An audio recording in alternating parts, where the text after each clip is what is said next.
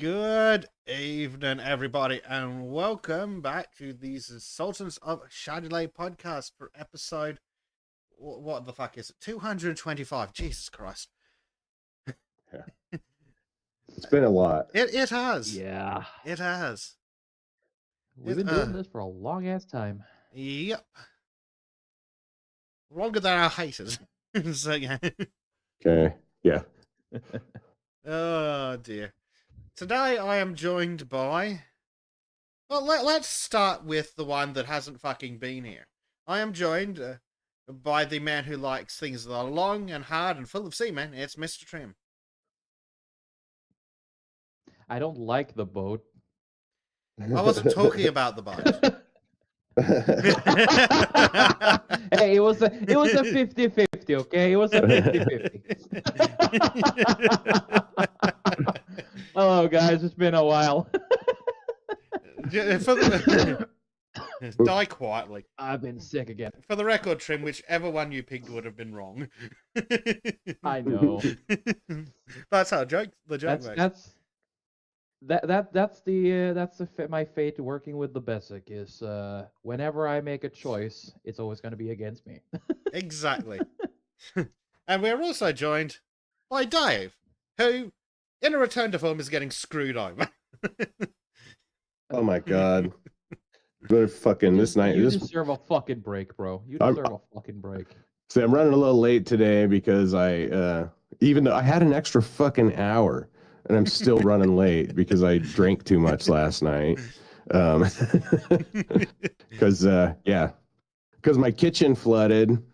My kitchen flooded because of my upstairs neighbors, and then my apartment management saw fit to give me a lease violation because my kitchen was dirty. You make that shit make sense to me. Like, I don't. Like, I had nothing to do, and I had cleaned up so much of the stuff. Like, I lost hours of my week to cleaning up because my neighbors can't not flush grease down their fucking garbage disposal, and then management gave me a lease violation for it. Like, I don't fucking understand it. That's how my day is going so far. Yeah, and God damn it, dude. I'm having a great time because fucking storm season's here, and it's being a cunt this year.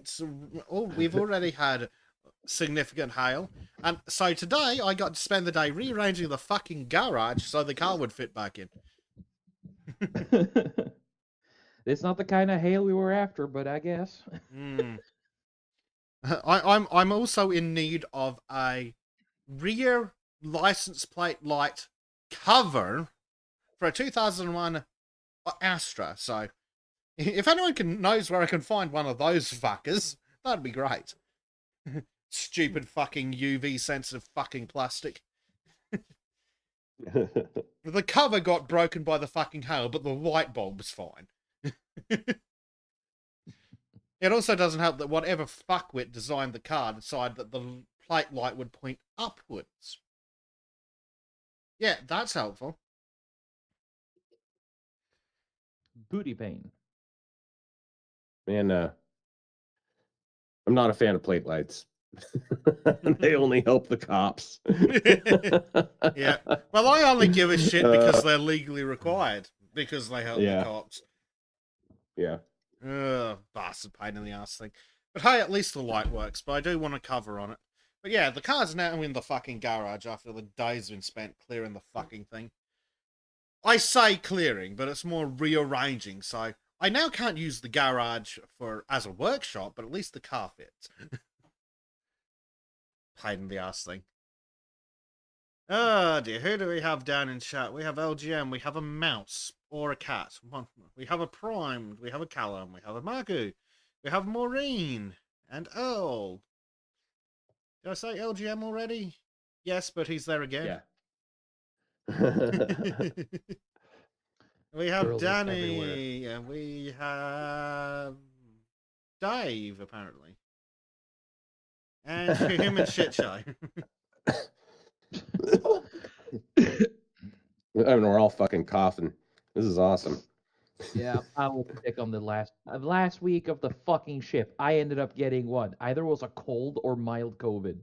Thanks, boat. That's awesome. Like how Yeah, I blame the.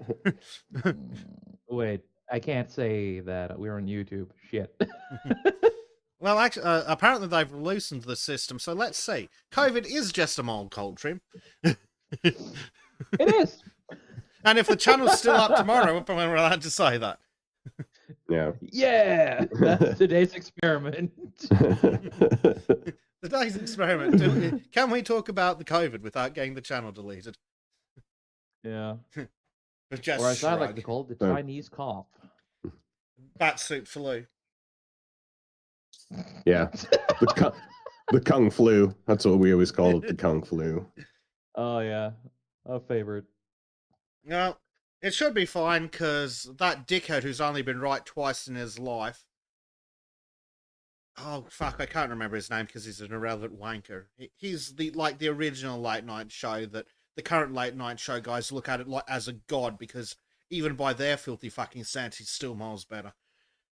Are you talking about Jimmy Kimmel or are you talking about No, not that fucking loser. Jay Leno? No, the old one with white hair that did actually help people after 9/11. Oh, Johnny Car. Oh, Jay. No, not Jay Leno. Not the fat fucking loser, the skinny fucking loser. Not Jon Stewart. Thank you, Jon Stewart. Oh, okay. Yeah.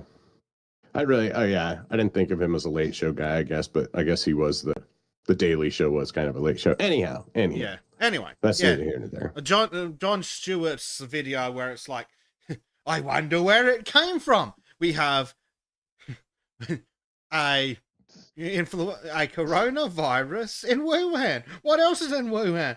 The Wuhan Institute for Researching Novel Coronaviruses. I wonder what could have happened. So This is a that's twice thing. in his life Jon Stewart's been right. Which for a late night show host is like 3 times more than usual. The Daily Show back in the day was actually pretty good at calling out the Bush administration for a lot of the bullshit going on there. Well, especially on the march up to war, right? Like they had, because in the march up to war, to the Iraq war, the second Iraq war, like everybody was just barking fucking dogs. Weapons of mass destruction, blah, blah, blah. But that's beside the point. Let's get on to the shilling. And then yeah, while we're shilling this arsehole, we can be shilling ourselves. All right. Oh dear, right. Over on my YouTube's channel, the latest video up is a look at Deconstruction Simulator, which is 1 hour and 40 minutes long. There you go. There's some fucking content for you, you fuckers. Was it fun or was it painful? It was all right. It's that kind of put on a podcast and don't think about it game. This is all right. You could be playing it while listening to us. Wonderful. Yeah, but they haven't paid us enough for that much shilling, Jim. Fuck. They just gave me the game code. If they want me to shill it that hard, they'll have to pay me.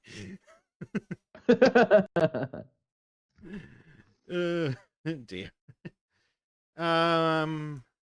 What else is happening? I have heard news from Disco. Apparently, she does have internet now. So, with any luck, soon TM we'll be back to those streams. Woo! Absolute shit show that poor girls had to go through. Just to fucking move. What is it with half the fucking staff on this fucking podcast? Dude, it's just because living situations are fucking retarded now. That's why we've got too many people here that don't belong here, and it's making the housing situations for the people that do belong here retarded. And let's not talk about the quality of the technicians they hire for the internet company. Oh Jesus, yeah. Yeah.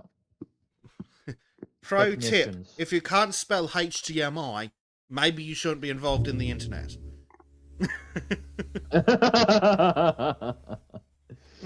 If fucking only. Dear. Right. Oh, Yep. Wait, am I what allowed else to is say there? cheat here? Probably not. But you Damn can it. say it in your soul. Oh, Also, I'd I like to am note for the shouting it. record that you just did.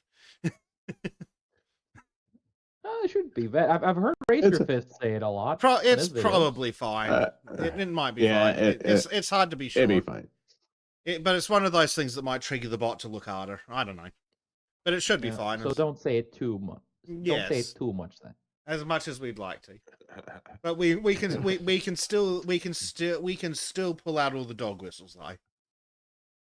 Oh yeah. Oh, the dog whistles. Please redeem the internet, sir. Hey, trim. Sir. Dog whistles like this one. I hear nothing. Man, home, what you talking about? I don't hear shit. You know what Trim says? Bork, bork, bork, bork. Oh, I'm tired of Swedes, dude. You have no idea how fucking sick I am of Swedes. Honestly, this entire fucking trip, these 3 weeks have been some of the most longest and painful fucking things I've gone through in a long ass time. I am fatigued on so many nationalities that I can't even say half of it right now. Well, maybe you instead of thinking about that, you should tell us about your latest video up on the Art Shack. Yeah, me and Bleach did a video where I drew something I haven't really tried to draw before. It was what's the bridge called again? Socks Bridge? Sachs Bridge. Again, it sounds like you're saying the Norwegian word for scissor. You know, socks. Sachs. Yeah, sucks. Yeah. Sachs. Bridge, and yeah, it was a bit of a new attempt trying to do new things, and it could have been a lot better, but it could have been a lot worse. To be fair, at least the lines go in vaguely the same direction. Right? Don't think about how wibbly they got somewhere, but you know, a perspective. I made an attempt. I really like how the water turned out. Yeah, man. The water turned out. That one. Right. Yeah, that looks really good. I was surprised about how well it turned out. Mm-hmm. Yeah, those brushes are dope. Yeah. Oh, dude, I fucking But love them. I love the tinge of green in the water. Yeah. Yeah. Yeah. Actually, if I go over to the videos tab,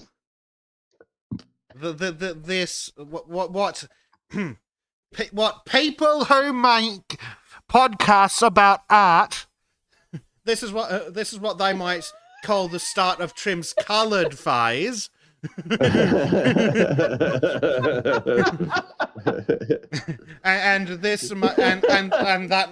this coloured phase of yours, Trim, makes the thumbnails look so sexy. Thank you. Yeah. The thumbnails look fucking dope. I love how the fucking hate monger one looks too. Yeah. That's the one I'm most proud of right now. That and this and the Sachs Bridge. Yeah, that was a funny video too. I'm still kind of mindful about how well you did the fucking Skeletor edit. I love that one. You mean? Wait, was that this one? No, that was Oh, was the that Skeletor. Where was Skeletor? Oh, Skeletor down here. The I can't intro, remember. yeah. Yeah, hello everyone, and welcome to another episode of Simply Sketchy. It is me, your host, Skeletor. Yeah.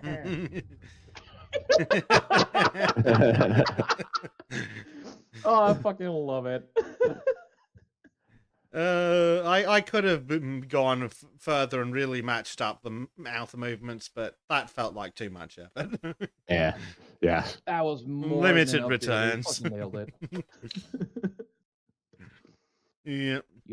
You'll get more money when I start making more money. Jesus fucking Christ, dude. I got bills to pay, damn it. Yes, we're gonna have to do some shorts or right. something as well to try to get, because they're too good to have this few views. Yes, exactly, LGM. No girls allowed. No girls allowed. Hmm. Oh god, I killed my throat. Yep. Now, speaking of weird people who do podcasts based on art, tell us things, Dave. Yeah, so we did this last week. We did Charles Marion Russell, CM Russell. He's one of the artists that kind of defined the or helped. He painted the American West in a realistic way because he lived it, and so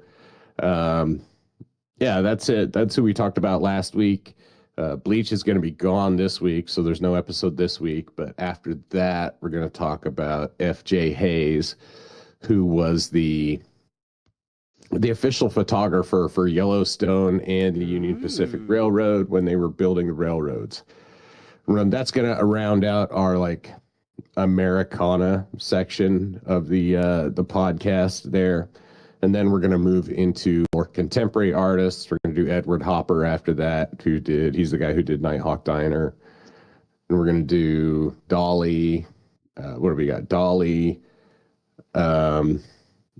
Rockwell, Wyeth, and we're going to round out this season with an artist named Bo Bartlett, who's a living artist. So,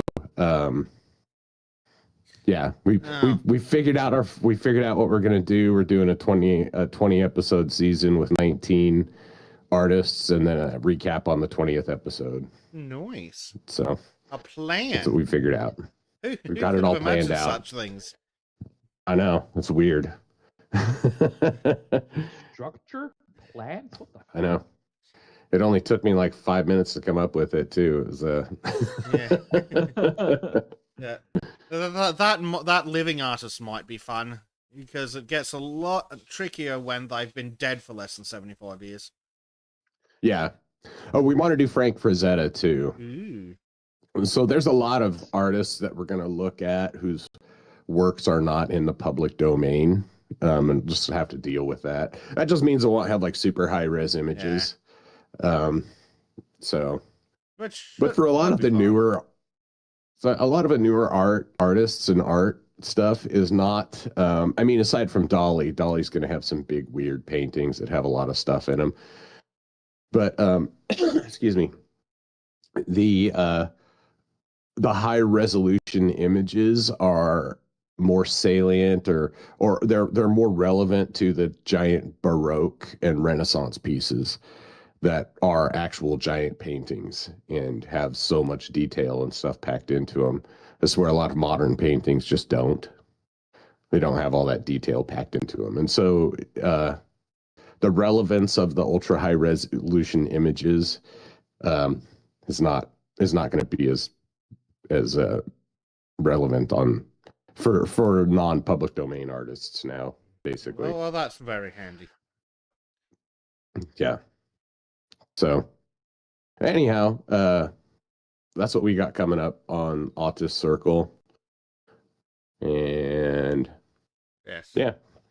And over here, just Bleach's channel doing things. Mm-hmm. And we're on both channels. We broadcast on his channel and my channel.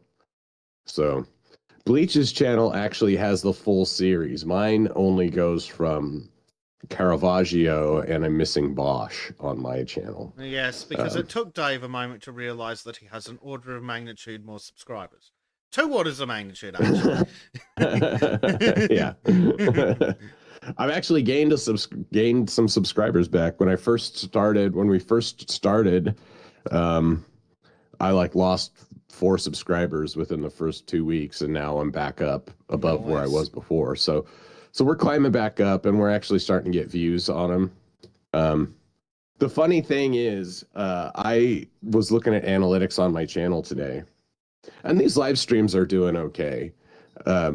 The video on my channel that consistently gets the most views is a short I made about opening a can of fucking spray paint. It just explains the best way to open a can of spray paint. You know, an empty can of spray paint. That's it. And How-to videos, dude. How-to videos. They are really fucking popular on Yeah. YouTube. it's just 5 minutes of but it's a weird thing too, because not everybody opens a can of spray paint. Mm. So I opened a full can of spray paint one time. I had a in a can. I recorded it. There's videos actually on my channel of it. But yeah, I got pretty good at opening cans of spray paint. It's not even a cat video. I thought it would be a cat video. No, it's not. I have So- an AI cat video where the cat lights a house on fire, kills his grandma, turns bulk and buff, and then saves another grandma from a house. Right? Yeah. Uh, I do love the videos of the cats with guns, though. I think that shit's absolutely hilarious. Shoots and they fucking fly away. Then its old Aaron comes on and starts wrestling for the gun. Yeah, the owner comes out. What are you doing? Stop that! Meow. Yeah, because if a cat could hold a gun, that's the kind of shit. That's the kind of shit they would do. Dave, reintroduce I this saw video in that. high quality. Oh, with an Indian accent, and see if it gets more music. Oh, play that dinga Yeah, dinga give music us- in the background. Give us your and then best put Indian Subway accent. Surfers under I it or don't something. have a good Indian. Oh, Okay, I don't want sir, what to. you have to do is Yeah. you got to take the knife and then you put it there. Oh man. No, I'd redub it and then have David Attenborough fucking narrate it, because that's how they. Oh my god. Yeah, just get some AI voice to do it. It's like it's. I'm so impressed when I hear an actual voice on YouTube anymore. Oh, Like, speaking it's- of, did you know that YouTube has this really shit feature that they turn on by default where they will optimize your videos and audio? Oh yeah, the one where they just put this fucking weird ass layer over your videos for some fucking reason. Or like they'll What? try and AI sharpen your and upscale your fucking videos. And they'll Yeah. try and What? AI adjust your audio, and my first reaction was, "No, you fucking won't! I spend far too fucking long." I don't, but don't tell Trim. I spend far too fucking long adjusting Trim's audio levels in his videos for YouTube to fuck with them. That's just training Dude, I'm data, not dude. deaf. That's just training data. You're just Yeah. opting into training data at that point. Like, Mhm. there's gonna be a time in the not so distant future where actual people are not going to be a part of the creation process on YouTube. I You mean, could just- that internet theory is real. Yeah. Like, it'll be you go to YouTube and type in what you want to see, and it will generate the video of what you want to see right then and there. Well, the good news Yeah. is they might try that for a bit, but I have a feeling after that, human-made content will be at a premium. So we'll be here. Fuck YouTube. Yeah. Yeah. But didn't YouTube make some kind of rule where you'd avoid such AI bullshittery? You're Oh, no. required to declare if you use AI in a video.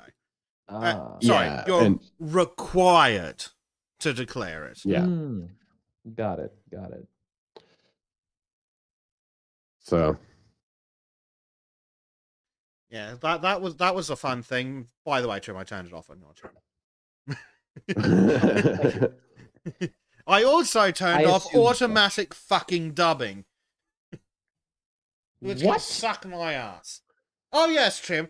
YouTube has this lovely feature where they'll use AI to try and redub your videos into the language of the viewer.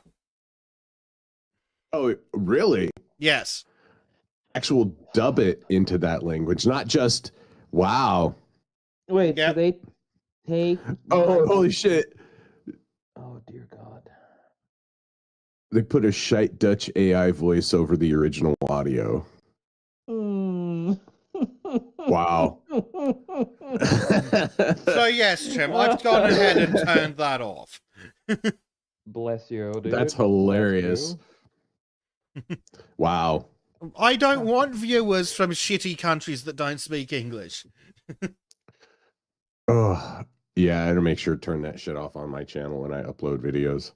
Yep. Yeah. There is It doesn't ask me that channel-wide- on my... There's a channel-wide default, by the way. Okay. Beautiful. Yeah. What other things? They're rolling out the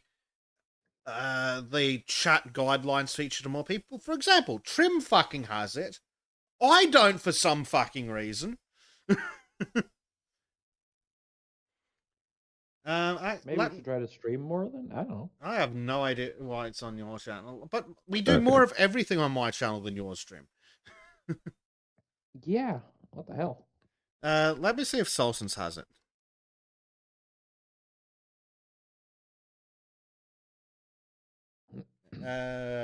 Well, let's see. Settings. Community moderation. Nope. Sultans doesn't have it. But Trim's channel does for some reason. I was going to Well, we just can put, privilege don't us. be a cunt. Yeah, basically. I almost did that to Trims. Oh, dear. Marky says, so that's why some YouTube videos have had shitty Finnish translations. Yeah, exactly, Marky. I fucking hate the idea. I've seen a lot of videos too where there's Norwegian text on top of it. Yeah. And maybe we should bully Mr. Everard about this. YouTube does have a feature where it allows you to upload your own redubbed audio. So you can record your own track in that. So you can, like, say, I don't know, I'll just pick two languages at random. You speak Norwegian and English. Just two languages at random. You can...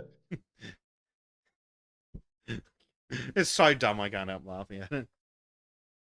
You can actually go into the video on the back end and just upload a recorded version in both languages.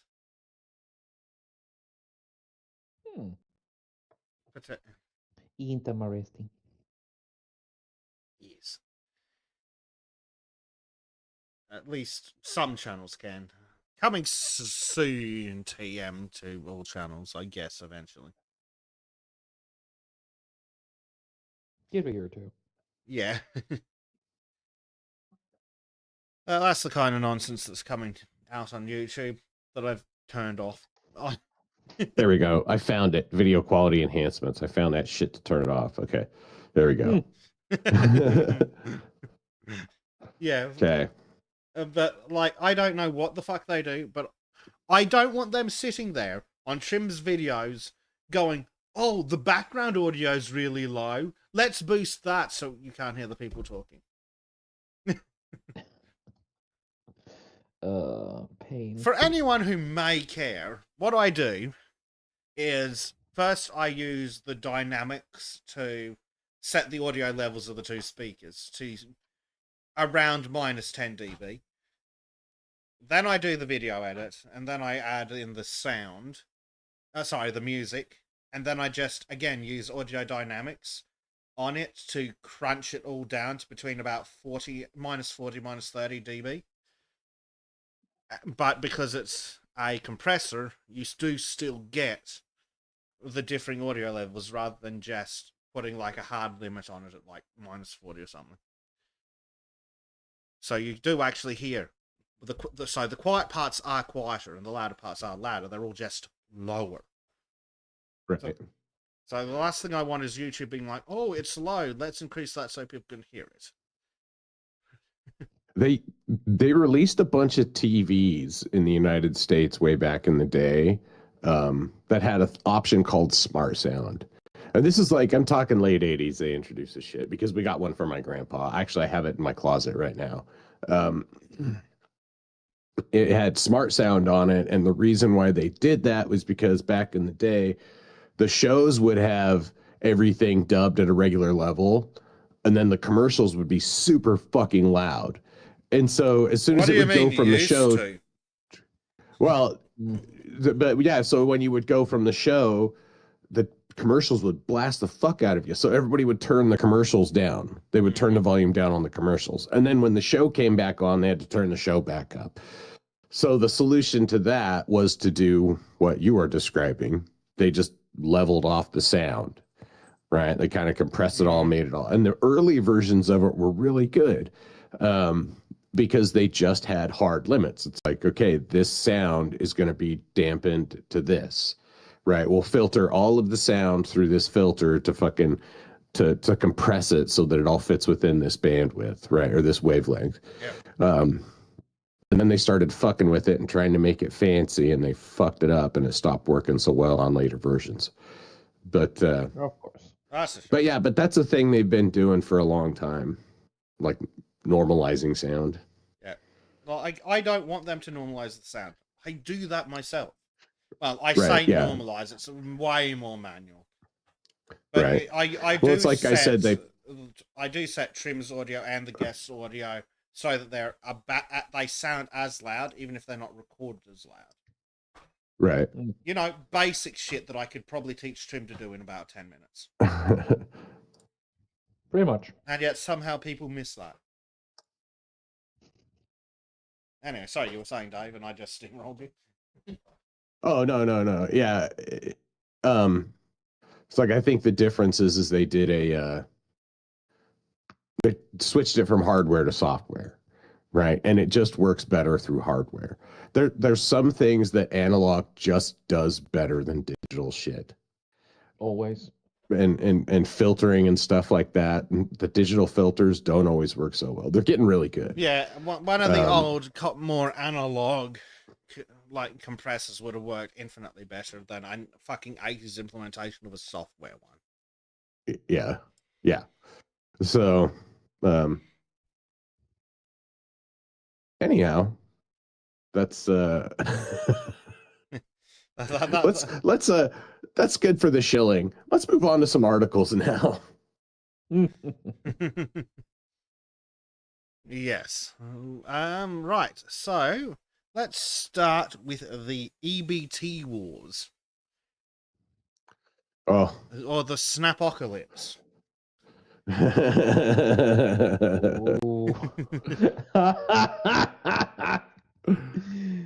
Oh, that's glorious. Yep.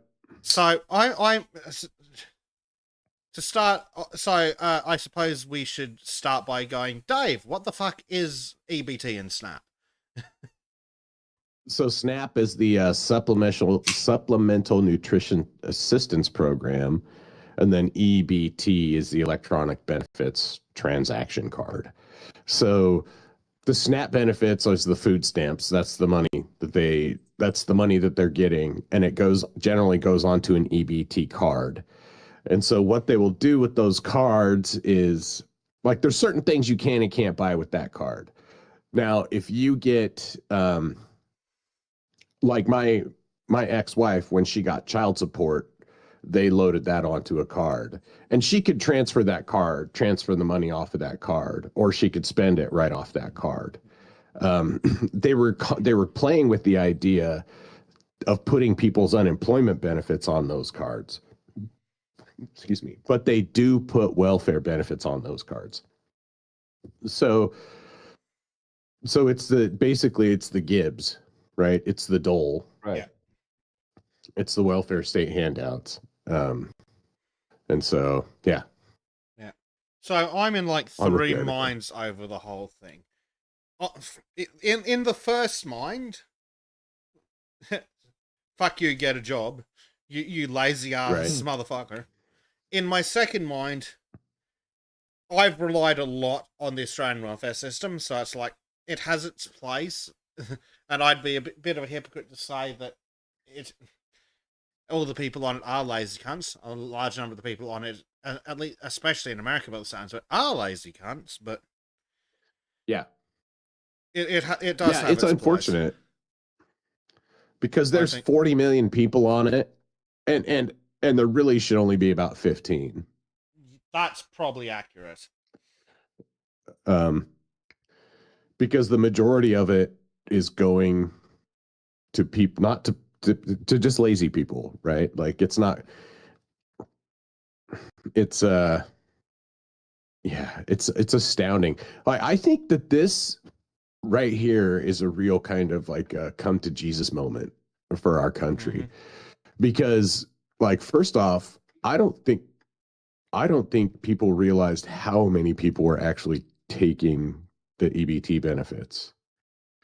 Right, like 42 million. That is insane.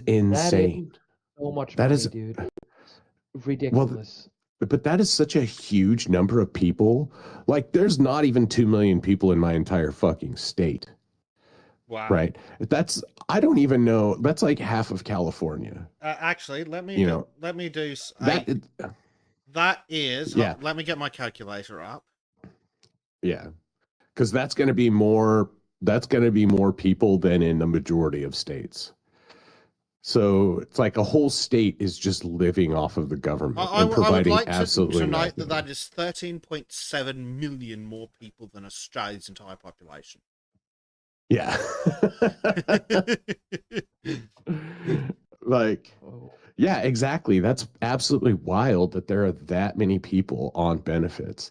Now, and I am of split mind on this too, because I have personal friends that use Snap and stuff like that. Like, and like one guy takes care of his mom, and he gets disability and they get Snap, like their fixed income.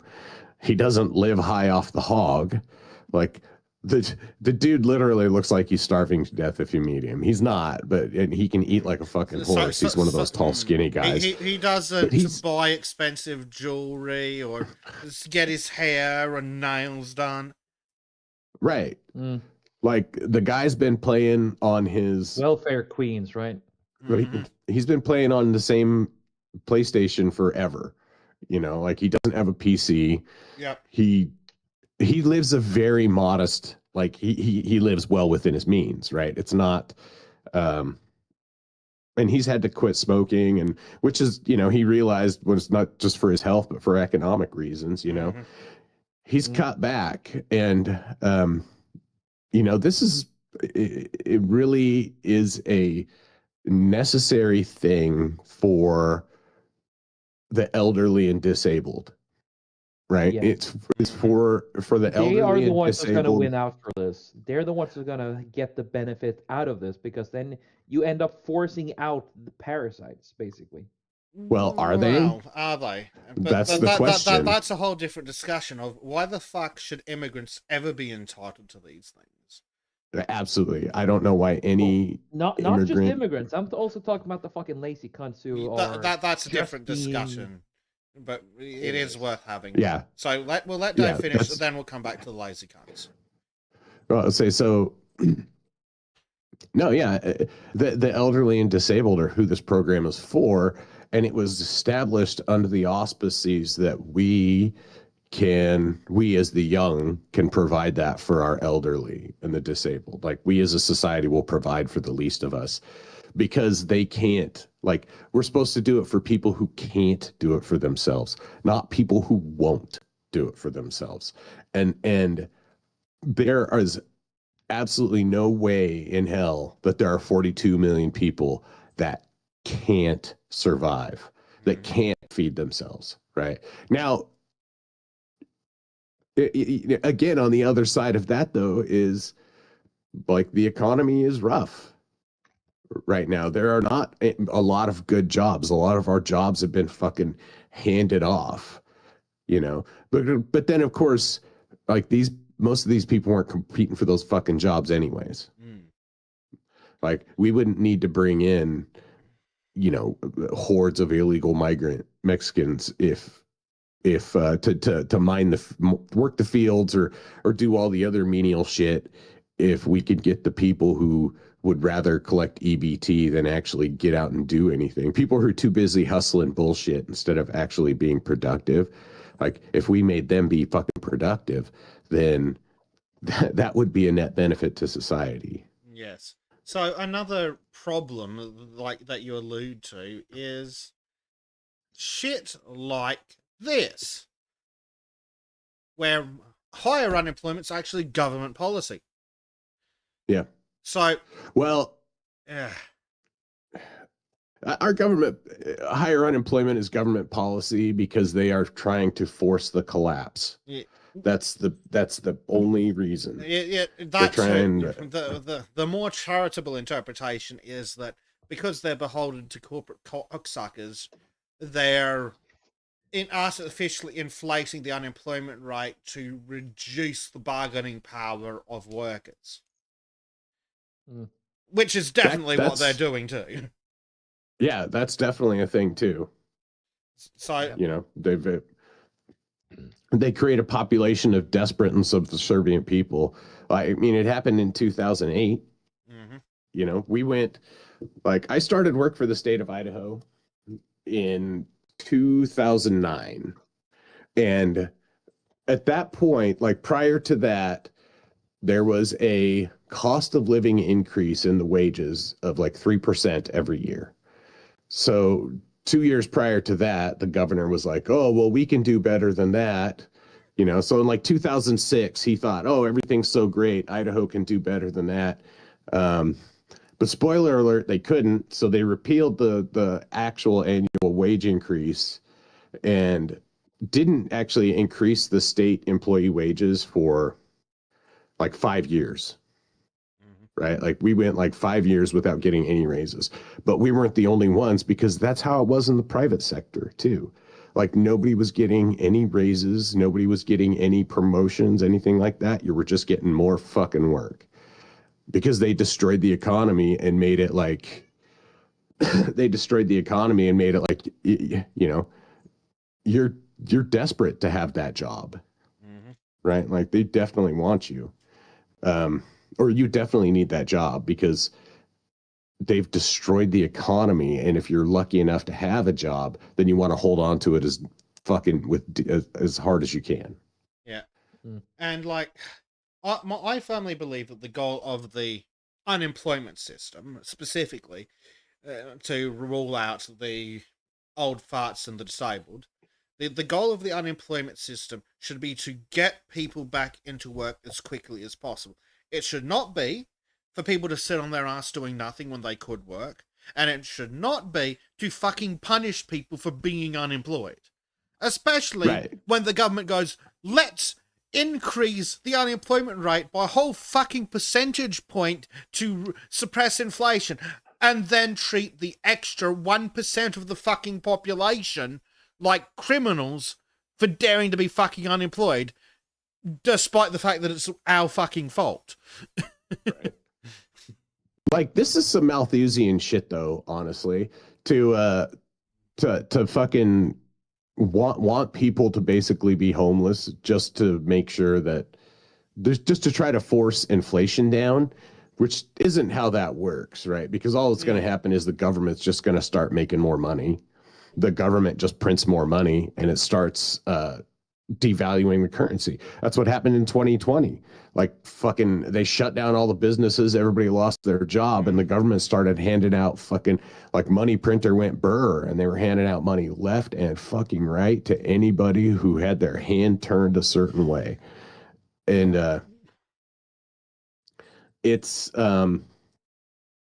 absolutely wild that they think this would do anything but increase inflation, because they're going to have to pay for it, right?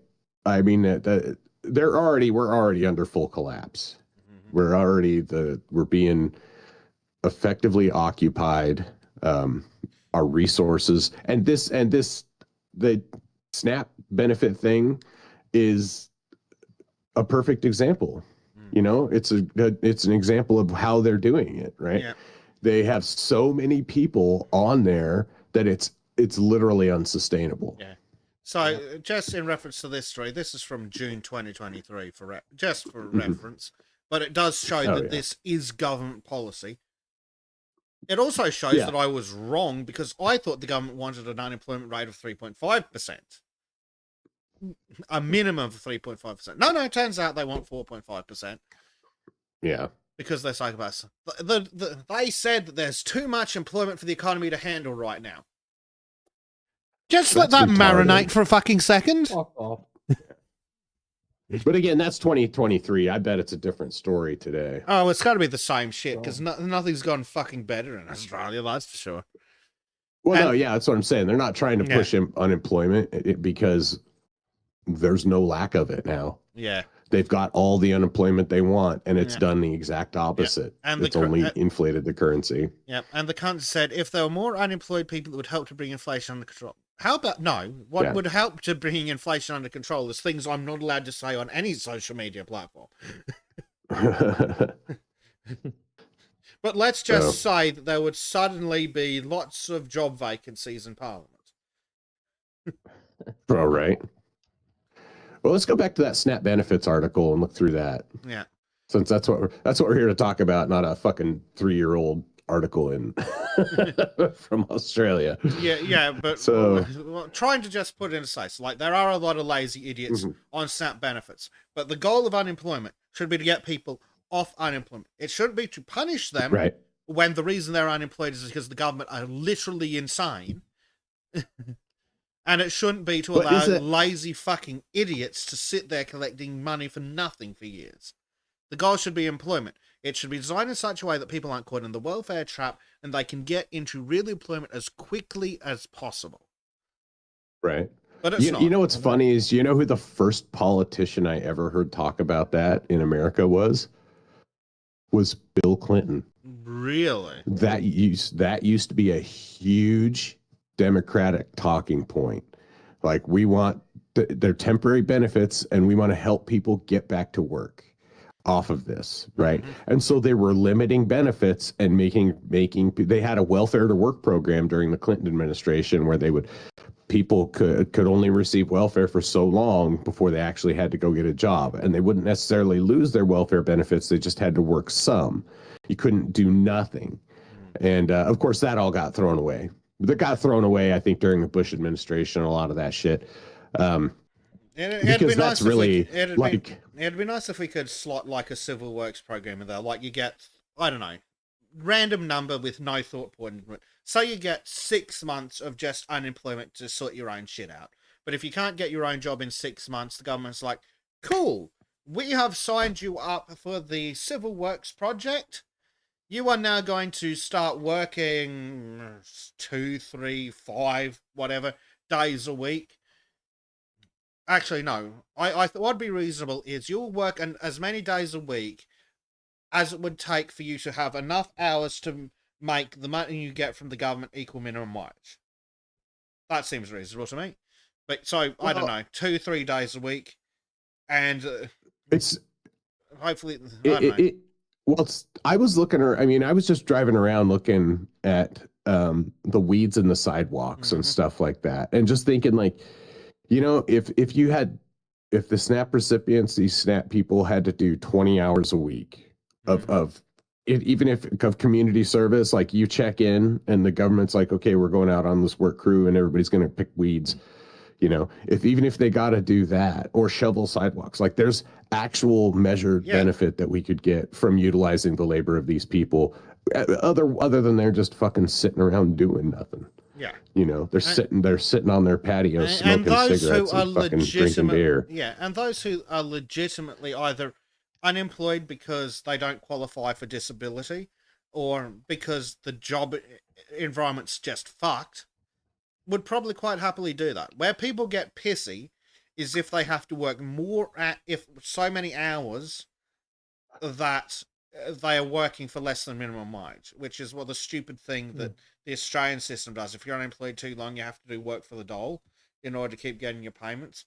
But you work twice as many hours as you would for what you're getting, which I think is bullshit. Yeah, they don't. But I But mean, still, we could so easily. I think put- most people, unemployed people, would happily do 2 or 3 days a week of civil service. I don't know if most. I wouldn't say most, obviously, because there's 42 million of them. Sorry, I- let me I would rephrase: say- the unwillingly unemployed. Yeah, unwillingly unemployed people, definitely. And so, yeah, let's go. I want to see what this article says. Yeah. So this You is took the time to from- pick it. Let's read the fucking thing from the root. This is from the root. Black news and black views with a whole lot of attitude.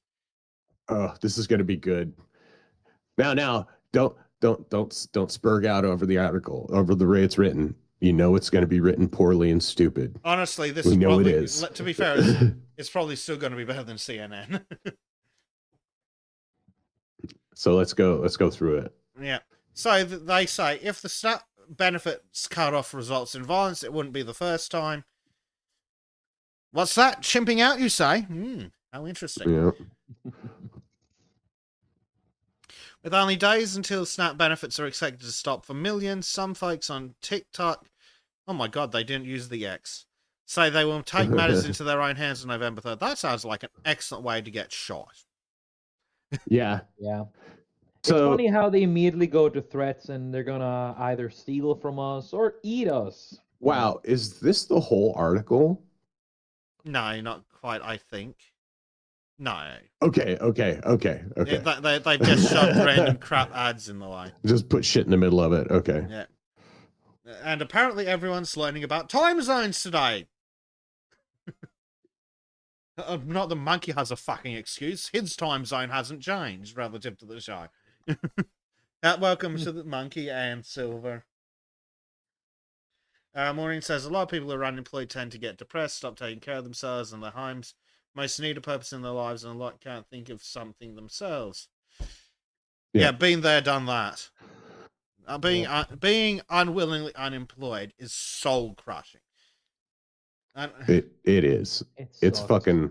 It does. It's like one of the. It's one of the worst fucking things, honestly, and I. Just makes me remember back when last time I was job hunting, and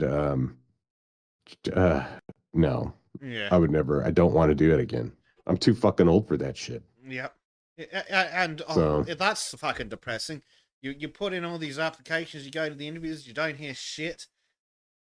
And then you see they're like, well, what the fuck am I meant to do? And like the government's like, you gotta look for it harder. I'm like, I put in 100 fucking applications. There are no more businesses left in the city. What the fuck would you like me to do? Right. So the economy is a bit in shambles now, and part of that is because we've imported shit tons of illegal labor. Well, that illegal labor they say has that supplanted the. They say that something like 30% of Australia was born overseas. Imagine how good my wages would be if we just immediately deported the lot of them. Right. Oh god, that would be fucking beautiful. The same goes for every country. It's the more fucking this shit passes, the more I see these illegals or legals, just immigrants in general, I just realize we need to send them home. They can't be here. They don't deserve to be here.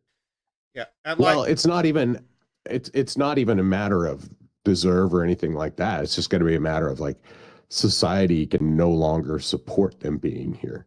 They can't be here just as a matter of like our society can no longer support their presence in our nation, and so they will have to leave. Now that's not. I mean, those aren't the people that are making TikToks about this shit, though.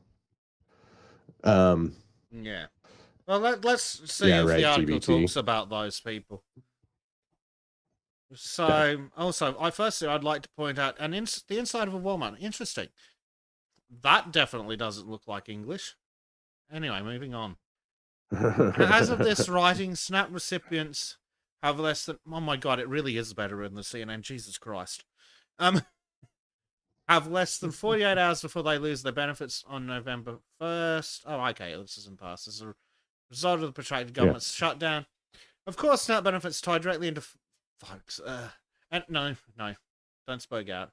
It's technically correct. Keep going, yeah. Ability to feed themselves and their families, So it should come as no surprise that some are worried about violence and unrest should they be cut. Oh, they're not worried about it, sweetheart. History shows us it would be expected. Yep. Studies are dedicated to the correlation between war conflict and a starving populace.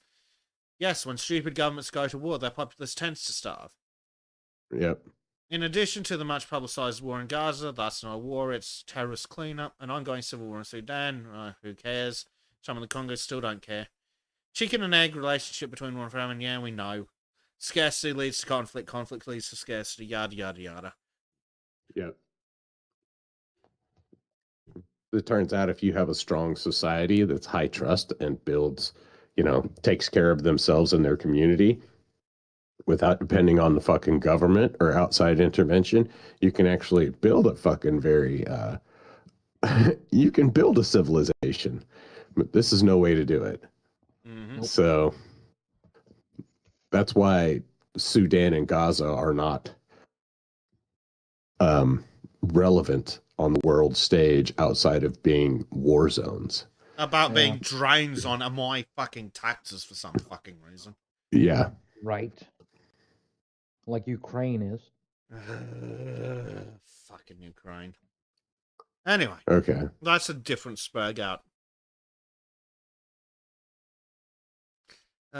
Yes. Could see something similar. State side of the government remains shut down.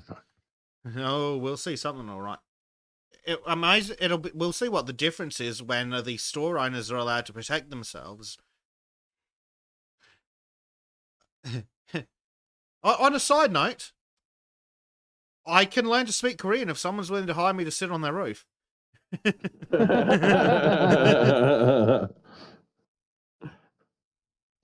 So, indeed, folks are already flooding social media with videos threatening to rob stores in order to steal food. Now, correct me if I'm wrong, but I believe that theft is still a crime, technically, even if they don't enforce it. Is that right? Well, okay, so here's the thing is that the places where you would expect the most theft are California and New York, right? Mm-hmm. And those are the two places that are still giving out benefits because they're giving the funds, like they have state funds they're just giving out. Yes. So, I mean, hold on, no, that's not you haven't let me get to my point, though. So, yeah. I do have a point. So, theft is technically a crime, right? Yep. Yeah. Cool. What's it called when you commit a crime in order to influence the government to do something? Yeah. That's called terrorism. Yeah, that's what I thought. So, yeah, I remember. So my point about the theft is that in New York and California, a lot of that theft isn't a crime. Really? So they don't. Well, yeah, because it's like shoplifting under 1,000. It's a slap on the fucking wrist. Like they don't care. So they're stealing from there already. So the places where it's actually wouldn't be a crime for them to steal or wouldn't be as serious of a crime, they're going to get their benefits. So that means every place where they are going to steal means it's going to be a more serious crime. Yeah. So, yeah. So, but I would suggest that encouraging lots of people to commit crimes in order to influence the government sounds a lot like advocating for terrorism. Yeah. Well, considering who the New Yorkers have elected as their new mayor. Well, they haven't even had the election yet, have they? No. Oh. Well, they go around people act like he has already been elected. So it's New York. It's a shithole. Yeah. A communist Muslim. Anyway, moving on before we say something truthful. Yeah, keep going. So some terrorists took to TikTok to announce a mass theft event in response to the federal police. Yeah, that's literally terrorism. Yeah. I'm not going to cite that because that's an idiot. The thing is, they can't catch everybody. Why do you need standard capacity magazines in your AR-15? Exhibit A. I mean, it's true. They can't catch everybody. They can, but I don't know what these people expect to happen. If they go in and steal all of this food, do they think they're going to be able to do that again the next month and then the next month? Yep. It's like, no, because that place is going to close its fucking doors. And you know what else is going to happen? Is they're going to stop letting people in the fucking doors in the first place, and all shopping is going to be done online. And when you Dave, do that, you're thinking of this like a sentient human being. You gotta think in the manner of someone who doesn't understand the concept of No, time. these idiots can't figure out why Walmarts are closing in extremely diverse areas. Maybe it's Yeah, because they they can't they make a think profit if you take all their shit. yeah, these right? idiots believe that the mart grows like they believe the Well, stuff that's in the it. These market idiots think that grows like a milk comes from the supermarket. tree. Oh Yeah, yeah. Well, it's funny. stop harassing the cows. One of the TikToks that's floating around that people keep playing, some ugly woman looking or dude looking woman in a red bonnet or a red hoodie, a red hood. She's got anyhow, she's talking about how Is that bitch on they the don't list? the black List community crackhead? never depended. Yes, that one. Oh God. Yes, her. She's so stupid. She's talking about, oh, we're going to eat people. But then she also said that the black community never depended on the government or white people for anything. And it's like, bitch, you're crying about EBT. That's literally depending on the government. Are you that fucking retarded? Like, Yes. no, you're doing Yes. exactly the reason why you're bitching is because you literally can't do the thing that you said you never did. Like, the only reason you're crying. Mm-hmm. Can't do shit. It's fucking stupid. Yeah, pro tip, They lady, just go white around people being are the old fat. ones with the good guns. Yeah. Fortunately, Well, they probably could try and steal those too. fortunately, shooting gangster style isn't very accurate, so make sure to stand off at least 200 yards, and then iron sights will take care of the problem as long as you're using a long arm. In self-defense, of course. Always self-defense. And no matter how much you'd like to, you can't just camp up in the Walmart parking lot and start taking pot shots as they walk past. No matter how much you'd like to. God damn Yeah. it, Jessica. Now you ruined my weekend plans. So, what's yeah.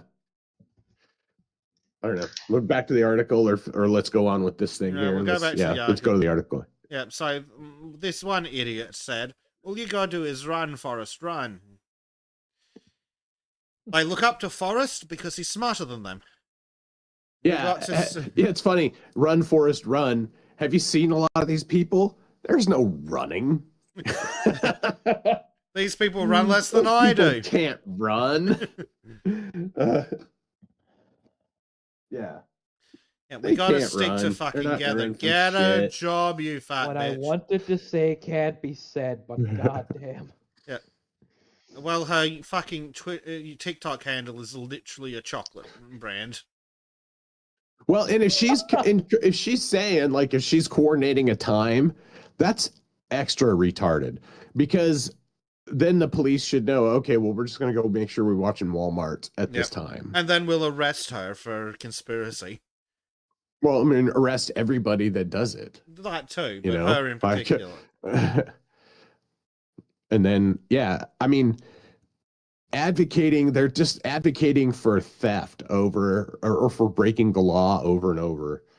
Not just theft either, it's advocating for violence. Oh, violence. Yeah, violent. It's not all just like, that's the thing too, is it's not a lot of, it's not all people just saying, oh, we're hungry and we're going to steal. It's people saying, I'm going to attack you and take what I want from you. Mm-hmm. Like, wow, so civilized. Yeah. So the idiot is mine, white boy. So the idiot encouraged people to go to Walmart at 6:30 p.m. then walk out with their full shopping carts at 7:30 p.m. They are literally going to end up with stores not letting black people in. Yeah, I'm okay with this. pretty much. I'm not going to make a comment. I mean, they'll just, well, they can't. They'll just stop letting everybody in. They should just do that, but... Yeah, but I fucking hate delivery. I want to go into the store and get what I fucking want and wander around and decide which brand I'd like, not sit there on a fucking website trying to figure out which of the 30 brands of fucking rice they actually have in stock. Right. Well, and having to do all of your browsing online reduces a lot of incidental shopping, because people will just be walking through the grocery store and be like, oh, I could use that, and grab it because it's right there. And instead of, like, when you're online, you can look at it in your cart beforehand, Yeah. And exactly. And when you're looking through your cart, if you don't want something, you just press remove and you don't have to wander back to the shelf. Right. Mhm. Yeah, exactly. Especially for produce and meat. I can't molest the melons on the line. Right. Yeah, exactly. And I don't trust the people who pick the fruit for me to do it the right way, because I'm really fucking picky about my fruit. Exactly. Well, they don't care, right? They'll They just grab the they gotta first ones sell it they all, no see. matter how fucking ugly it Yep. is. Yeah. So, the article waffles a bit. The original video has more than 50,000 views. Insiders warn that looting and other forms of theft are direct side effects of a country experiencing food insecurity. See, that's where they're making a misunderstanding. The country's not experiencing food insecurity. The people on SNAP benefits are. And that's what the mistake that some of these idiots are going to make. You can't get away with this if the police aren't starving. Yeah, that's a pretty good point right there. Like you want This to only know goes why, as far as the police will let it. Yeah, like the reason And that the this police shit aren't can happen starved. in communist countries during the collapse of the USSR and in these African countries is because the cops want something to eat too. But like the cops are there as well, because if the country is so mismanaged that the civil servants, in particular the police, are also starving, again, see the fall of the USSR. That's when you get mass looting like this. That's when you get civil unrest. But as long as a large number of people, and especially the civil service, are still eating, also cops are not federal, usually, so they're still getting fucking paid. Yeah. Sorry, no, it's not going to work out for you. No. But this is, I mean, I'd say this could force a really interesting conversation in our country. Because we know where most of this, we're going to see where a lot of this food insecurity comes from. And there's literally not a single person, there's not a single white person on the planet, except for the most retarded liberal women, that are going to feel a lot of sympathy for a 400-pound woman with a weave and nails and all this stuff, talking about how she needs her EBT. She needs her $1,000 a month in food stamps or whatnot. Like, sorry, if that's literally the welfare queen line. Exactly. No one's going to care when there's 20 fucking 400-pound women getting arrested trying to bust out a Walmart with trolleys full of food. Right. Janene, Niqua, Ladasha. Ugh. With the hyphen, specifically. Yeah. But yeah, I mean, and so when it becomes apparent that the majority of people on benefits shouldn't be, it's going to be interesting. Yeah. Yeah. So again, they quote, "Show me a nation that cannot feed itself, and I'll show you a nation case." Yeah, true. Yes, that is in fact actually true. That's also not the US. Yep. No, yeah, it's an interesting conundrum, right? Because the food insecurity would just come from the fact that these people can't feed themselves. Like, it's not that there's not food, it's that they haven't bothered to participate in the economy that produced that food. It's not widespread with an obvious outside cost. We're not talking about famines. We're not talking about societal collapse. We're not talking about things like that. Basically, we're not talking about the fall of the USSR here. No, we're talking about right. We're talking about fat bitches with weaves and 2.5-inch long nails not getting their fucking pound and a half of fucking bacon. Right. Yeah, exactly. It's not like there was a fucking crop failure or anything. Hmm. There's just a human being failure. It's a failure for people to try to feed themselves. Yeah. Um, and it's going to be And like again, that's not to rule out that the unwillingly unemployed are suffering as well. And it like oh I yeah, think most people are generally compassionate and go that if someone wants to work but can't for whatever reason, most people are like, yeah, all right, here, have a yeah. banana or something. Yeah, no, like, and the fact that our government has been subsidizing these people's lifestyle is a real fucking issue. That's a real issue. Um, and especially when there's so many people actually like hard where people working hard, Mhm. struggling to get by. Like, especially for Section 8 shit. Oh my God, I get so infuriated by Section 8. The people who live above me that flooded my apartment Mhm. with fucking greasy water, I guarantee you both of them receive Section 8. And probably to a very, I don't, the woman above me doesn't work. She barely leaves her house. Like I'm paying for her rent. I'm paying for her food. I'm paying for the grease that she flushed down the fucking sink to flood my kitchen. I'm paying for all of that stuff. I am not okay with that. Like that infuriates me. Like they are not entitled to that. But they have been taking it, and I don't. It's like it's going to come to a head. You know, we'll see how long it goes, because if it goes more than, like, I'm surprised it went this far. I thought for sure that the Democrats would drop their bullshit, but they're trying to force the issue. Good, good for them. Like, this is going to be a really, like, it's going to be a real eye-opening fucking situation for a lot of Americans. Oh yeah. Because And unfortunately too, I hope at least would be fortunately is that countries such as Norway get the same awakening, so to speak.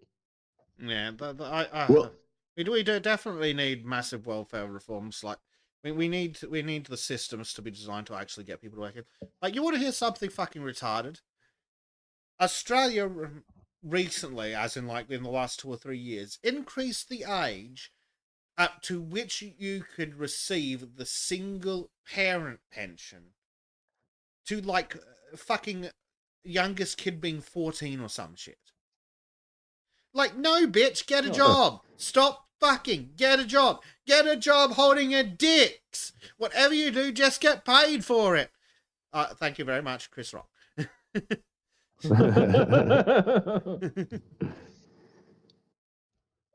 yeah, I don't, and I hate that that it's like, oh, the government should get these people back to work. It's like, nah, I kind of feel like the government is the problem that's been keeping them from Yeah. working.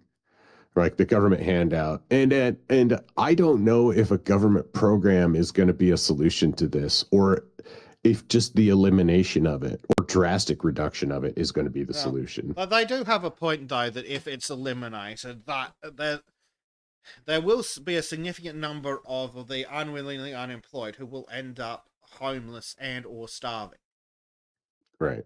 which will create significant unrest. And it may not be civil unrest, but it will absolutely show a uptick in the crime rate. And we're not talking about these dumb fat fucking losers that are going, my gears. No, we're going to have people like Dave 10 years ago. Yeah. Or Bezic 2 months ago. Or Trim. Hopefully never. That was me like Yeah. 9 years ago. Yeah. Yeah. It's, yeah, being unemployed sucks. But like they've never even tried to get a job. A lot of these Exactly. people never even tried to get and then when they get a job, they can't keep it. I mean, You know? the meme of the employment license or whatever the hell oh, Yeah. it's so Yeah. called. TBT has the best 42 million people with what they feel is nothing to lose is a bad idea. Yeah, I agree. I agree 100%. Like, that's why I'll go on record and say I'm not in favor of them just whole cloth cutting that program out.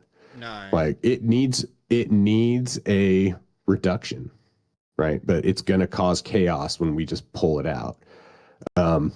Because a lot of the people, like anybody who goes out and gets these benefits that doesn't deserve them, is already of a low enough moral character to where stealing and abusing other people around them is not even an entire full step above what they're actually doing right now. Yeah. Um, There's also the part where, I'm sorry, but if someone's so fucking retarded in the head that they're actually happy on these programs, I don't want them anywhere fucking near me. yeah. Yeah, I Like, mean, like they're absolute scum. Like, if their life is so valueless that they're just happy sitting there on fuck all money, like I get to use myself as an example. Like, I get money to look after my disabled mother from the government. Thank you, other taxpayers. But I decided that that money covers our living expenses mostly. So, but I decided that I want a sexy new gaming computer. So do you know what I did? Do you know what I fucking did? I went and got a fucking job. right? Weird, Right? huh? The fuck, Bezek? It's would I rather not be working? Absolutely. But if I want nice shit and I don't want to have to save like $50 a fortnight for the next 50-90 years, then I need to go get a job. It's a part-time job, sure, but I got a job because I want some luxuries. Like, again, the money from the government covers like the necessities of life. Yeah. But I want luxuries, so what I do? Got a fucking job. Yeah, and so a lot of these people are using this government assistance to cover the luxuries. Mm-hmm. But then on top of that, there's some of these people that actually are working cash jobs and just are collecting the benefits anyways. Yes. Oh, that's a problem here in Norway, dude. Yeah, well, and we need to chase that down and stamp it out. Right. Like, as much as I hate the But- tax office, it does serve a Same. purpose. Though I think if I was elected dictator of Australia, probably the first thing I'd do would raise the tax-free threshold to something far more reasonable. Like, we shouldn't be taxing people who are earning less than. Fuck, I'm trying to do some math. Well, we don't. We We shouldn't don't be tax taxing people that are like, we don't. People that make below a certain threshold don't actually, like, you pay taxes out of your pocket, but then you get it back at the end of the year. And then also there's exempt tax status here. So if you do make below a certain threshold, they don't take taxes. They take Social Security. That's it. That's what I'm saying, though.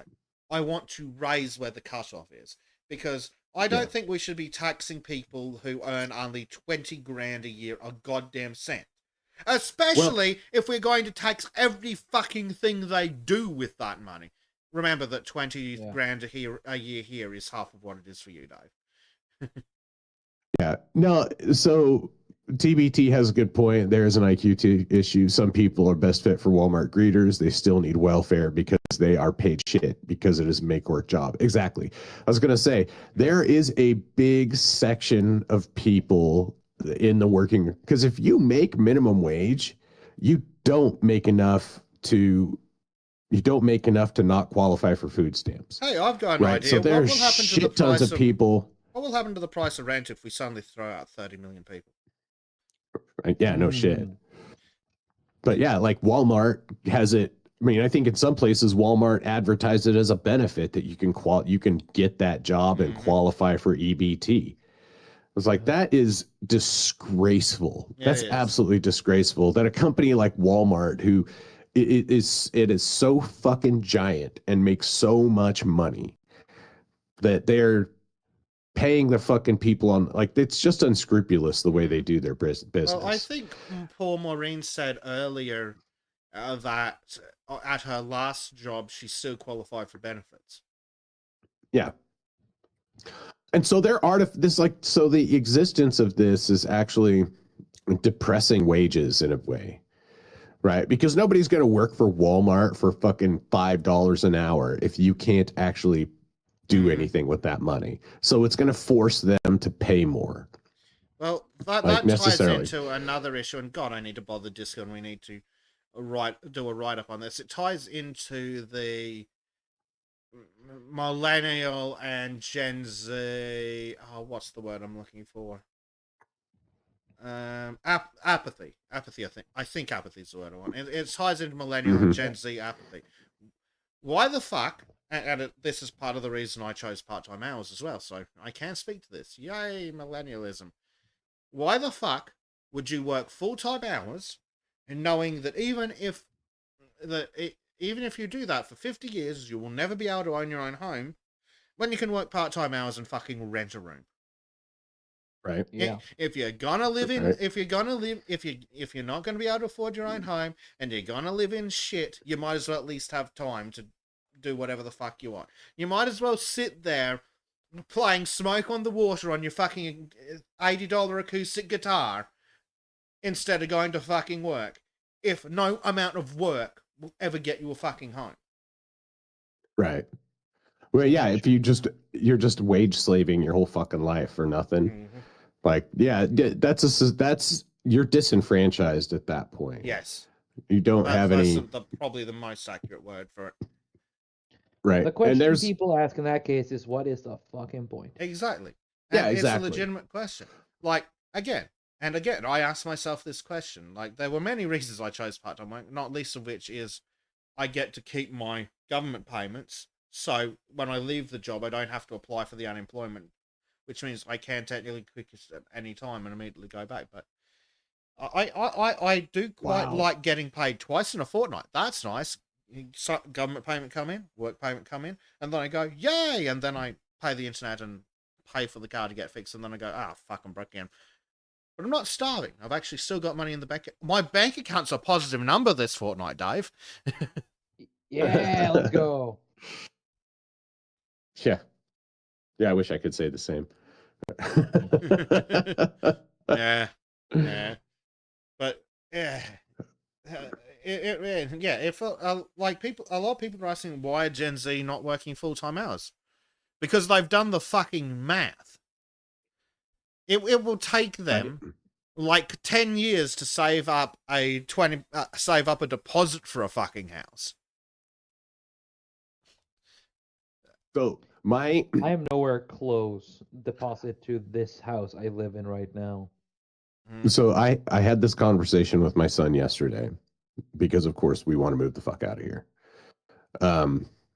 We can't afford to buy a home in this area. And like he can't afford to live on his own in this area. And it's come and it just has put a fine point on it for me that the most important thing that I will actually end up doing for my kids is dying. Because then they will be able to get my retirement benefits and my pensions, my 401k. They will be able to get that money and maybe use that to buy a house or put a down payment on a house. Like that's the only I look at it the way I see it now. That's the only path that my son that lives with me. It's the only path he has to home ownership in this area. And unless he wants to move, an hour away from his work. Or so actually not even an hour away. Even an hour away from here, it's too expensive to fucking live. Yep. Like teabagging us, how much was the average home versus average income in 64.89 now? Well, I can tell you one thing. In the 40s, the difference between the average income and buying a home is about the same as the difference between the average income and a 10% deposit. I did some checking, by the way. I think it's like 4 or 5 times. Anyway, go on, True. I did some checking, and I earn, after taxes, more than what my mom and dad did together when I was just a baby. Yeah, before taxes too, and they right? Yeah, exactly. And this was enough to have a house and 2 kids and still be in a above the poverty line lifestyle. Yeah. So I want to address what Bobcat's saying, and this isn't a necessarily a critique of Bobcat. Bobcat says maybe move to a more affordable state. And a lot of idiots here have suggested something similar to like, oh, you can't afford to live near the capital? Why not move to random place? Oh, you mean the place that's a 3 hours fucking drive from the city where the jobs are? Right. Yeah, that's really the problem. Like seriously, Bobcat, I have looked. Like, I've looked again, around. not but trying to have a go I- at Bobcat, but would I move I can't- an hour west away from the coast? Sure, if some cunt offered me a job. Yeah, that's really what it comes down to is that my job's here. Our jobs are all here. You know, we can't move from this area because this is the area that we make our living in. And unless I could somehow get a job in a cheaper place, you know, before I move there, which I don't know how the fuck I would manage that. Also, have you ever noticed that the jobs in the cheaper places tend to pay less? Yeah, that's the other thing too. They're cheaper because I can't get a job there that pays as much as what I have here. Like that's really what it comes down to. But sure, it's hella cheap to live up in fucking Sitka, Alaska or whatever. You know, it's hella cheap to live up in some of those remote fucking fishing villages. But that's because if it wasn't, nobody would be able to live there. You know, like if they wanted to, if you want to go live in the middle of fucking Kansas, that's fine. But if you can't find a job to support your family there, then it doesn't do you any fucking good to move to a nicer, to a place, you know. Yep. To a cheaper place. I to think about this, which is also kind of a problem with my generation and so forth. It's the dread of taking economic risks. Because you make one mistake, you're fucked for your life. And I speak out of experience there, guys. Yeah. One mistake, and you're screwed for the rest of your life. Yeah. Well, potentially. If you're young, you can rebound from a lot of shit. Yeah, but a lot of us were in high school in 2008, and we lost a lot of people lose their houses. So we're sitting here going, yeah. Oh, cool. So the median income in Australia is like, well, the minimum wage is like something ridiculous, but I think it works out to something like 11 times the wage is what a house costs. So it's like, yes, let me just spend like 10 years saving up a deposit because, you know, I actually have to spend some of my fucking income, and, you know, after the government extorts their share. But so I have to spend all that income, spend all this time saving, then get a 30-year mortgage, and then it's like, what happens if, I don't know, the government makes my job illegal? Because that hasn't happened any time in the last 5 years, has it? What happens when the bank turns around and goes, yeah, no, we're having that house? It's like, cool. So I've just lost $500,000 fucking dollars, and I still don't have a house.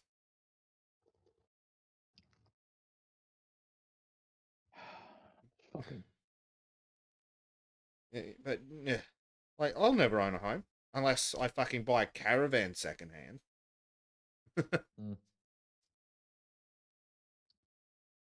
Yeah, it's kind of depressing. Meanwhile, I moved to. Meanwhile, in Boise, I've checked the sites, and for like 100,000 US, I could have a trailer home, and it's still better than Australia.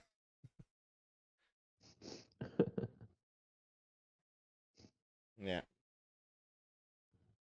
Yeah, like the plan is for me to take over the home of my parents. Sort of I'm renting to take over basically. But So you're basically helping. So is it their home? It's their home, yeah. Yeah. So basically, you're just paying rent until they cark it, and then Trim gets the house. Must be nice. Basically. Must be nice. But yeah, that's the millennial dream, for our parents to not run out of money before they die and leave us the house. Yeah. Well, the plan is actually that I take over the house while they're still alive. But that's The plan is possibly a better currently way of doing it. 5 years. Yeah, that's not a bad way of doing it. It's not a bad way of doing it, but I don't know if I'll be able to fit that time plan. We'll see what Well, happens. that's all right, as long as they don't plan on dying anytime soon. You should be fine. Hope not. But at least you've got hope for the future. My family rents. In fact, they live with me. It's fucking great. And their entire government benefits go on the rent. Of course. And we get a great price on rent. Like, so, we've been over it before, how it's like $300 a fucking week for a room. Yeah. Like, dear God. I've told my mother she's not allowed to die before me. Because if she dies, that's it, I'm fucking homeless. Yeah. It's this situation would have been solved quickly by removing the mouths to feed or picking the parasites off of the carcass of our society. Imagine how house prices would drop and wages would increase if we deported, I don't know, 30% of the population. Yeah. Just as Illegal. a random number. I don't care if they're illegal or not, Trim. Well, they born here. Oh, No, I view them all as illegal. Oh, yeah. All That's of them. my policy. I'm done.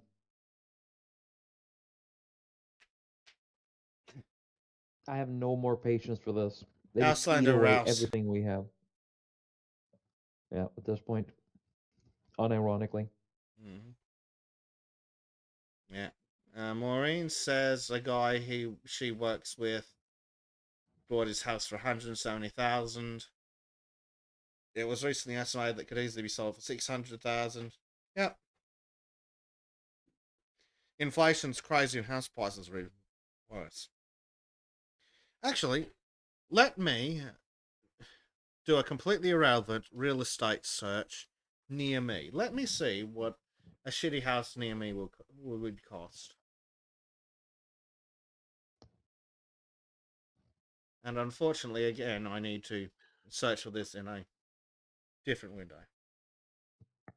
Well, I think the fact is that most people, most millennials, are not going to own a home without inheriting it. Yeah. Right. And that's the whole point of owning a home, right? A home is the hallmark of inherited wealth. If you can't have if you can't have a home, then you can't build wealth. You can't build generational wealth. Yeah. Because property is the only thing that holds value, or it's the only way to store that value over long periods of time. And so without that ability, there's no generational wealth. Yep. And that just further erodes the middle class. Just to turn us all into a fucking class of slave workers, basically. Oh, there we go. While Dave dies, I have found a house near me. It is a 2-bedroom, 1-bath, and it goes for 529,000 Australian dollars. Repeat that, please. What? 2-bedroom, 1-bath, 529,000 Australian dollars. Damn, that's ridiculous. So, well, I would say the problem with here is that I didn't move to a place that got more expensive. Fuckwits moved in here and made it more expensive. Like, we let Californians moved in, and then, God, and that's another thing too. We were looking at rentals yesterday, and we found several neighborhoods that are like homes, and they're all fucking rentals. Yep. Like, every house on the block is a fucking rental. It's like, how is that a thing? That doesn't make any fucking sense, because it's not like they're being like their second homes that somebody else is renting out. It is this giant fucking corporation that moved in and fucking bought up all the houses at above market rate, a lot of them are getting Section 8. Like that was a big deal a while ago with the Blackstone thing after that bitch caught a bullet. They it highlighted how these corporations are stealing the fucking American dream and giving it to migrants for Section 8 dollars. Yeah. So I wouldn't say migrants either. They're not fucking migrants. They're illegals. They're invaders. Right? They're fucking refugees. My ass. Like, we don't fucking need them. Like and a lot of the quote unquote refugees that we have here are from places that we didn't even fucking have a war with. Right? It's like conflict zones that we have nothing to do with. They're not American conflicts. You know? Like, I'm sorry. How do you think I feel in Norway? You know, how do you think I feel in Norway? How do you think I feel in Australia? been Over joining 30% of the every fucking single- population was born overseas. Right. Yeah, but every single fucking problem in the world, and Norway has to go around and be like, oh, look, we are gonna help with this. We're gonna dump so many fucking millions, if not billions of Norwegian kroner into everything that has nothing to do with us. Yeah. It's just retarded. Isn't it just? And we keep Yeah. on still electing the same retarded socialist leaders. They all want the same thing too. It's just the difference is the amount of time before we get to the promised land. Fucking hell. I miss when Norway was a hard Anyway, Dave, this is why the millennials are disenfranchised, and a lot of them would quite happily watch the system burn to the fucking ground. Yeah. And so, but so this snap thing, bringing it back home, like the snap thing is going to be an interesting because it's going to highlight it's going to highlight a few things. Like one, the number of people we have a bleach. Oh, yeah, perfect time. All I can say is the answer is if it's brown, get it out of town. Out of the whole damn country. So it's going to highlight how many just absolutely fucking useless eaters we have in our country. It's going to highlight how many people like working poor, like legit working poor people there are that are kind of like where the government, where the companies they're working for are taking advantage of the government, right? By not paying their workers enough.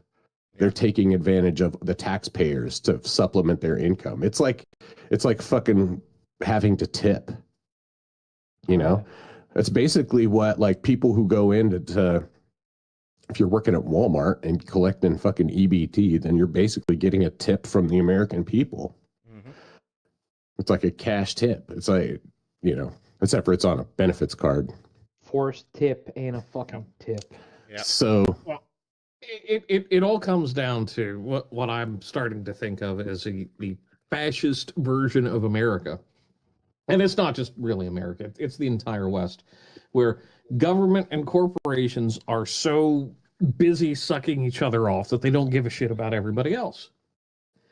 And, you know, it gets into this, oh, well, you know, you've got to be a good person and moral. And now Corporation W is going to start slapping pride flags on everything. It's just this cycle. And it never fucking ends. I just wish we had something akin to some actual leadership for people to say, hey, this is wrong. Because right now it's the people that do talk about some of this are the same damn people that are getting paid off by all of this stuff. Like, I don't know, Bernie Sanders, because fuck that guy and his greedy, greasy little weasel hands. We also got distracted by me going off on a rant about millennial apathy and being tied into all of this as well. Like a lot how millennials aren't working full time because why the fuck would they? Yep. No, Yeah. and I just thought of a third thing that this shutdown or that this crisis is going to highlight also. Ooh. And that's how absolutely broken the system is that allows this many people to scam the system. Mm-hmm. Yeah. They allow girls to go in there with weaves and their nails did and get EBT benefits. And it's like, well, where'd the money for that come from? Yeah.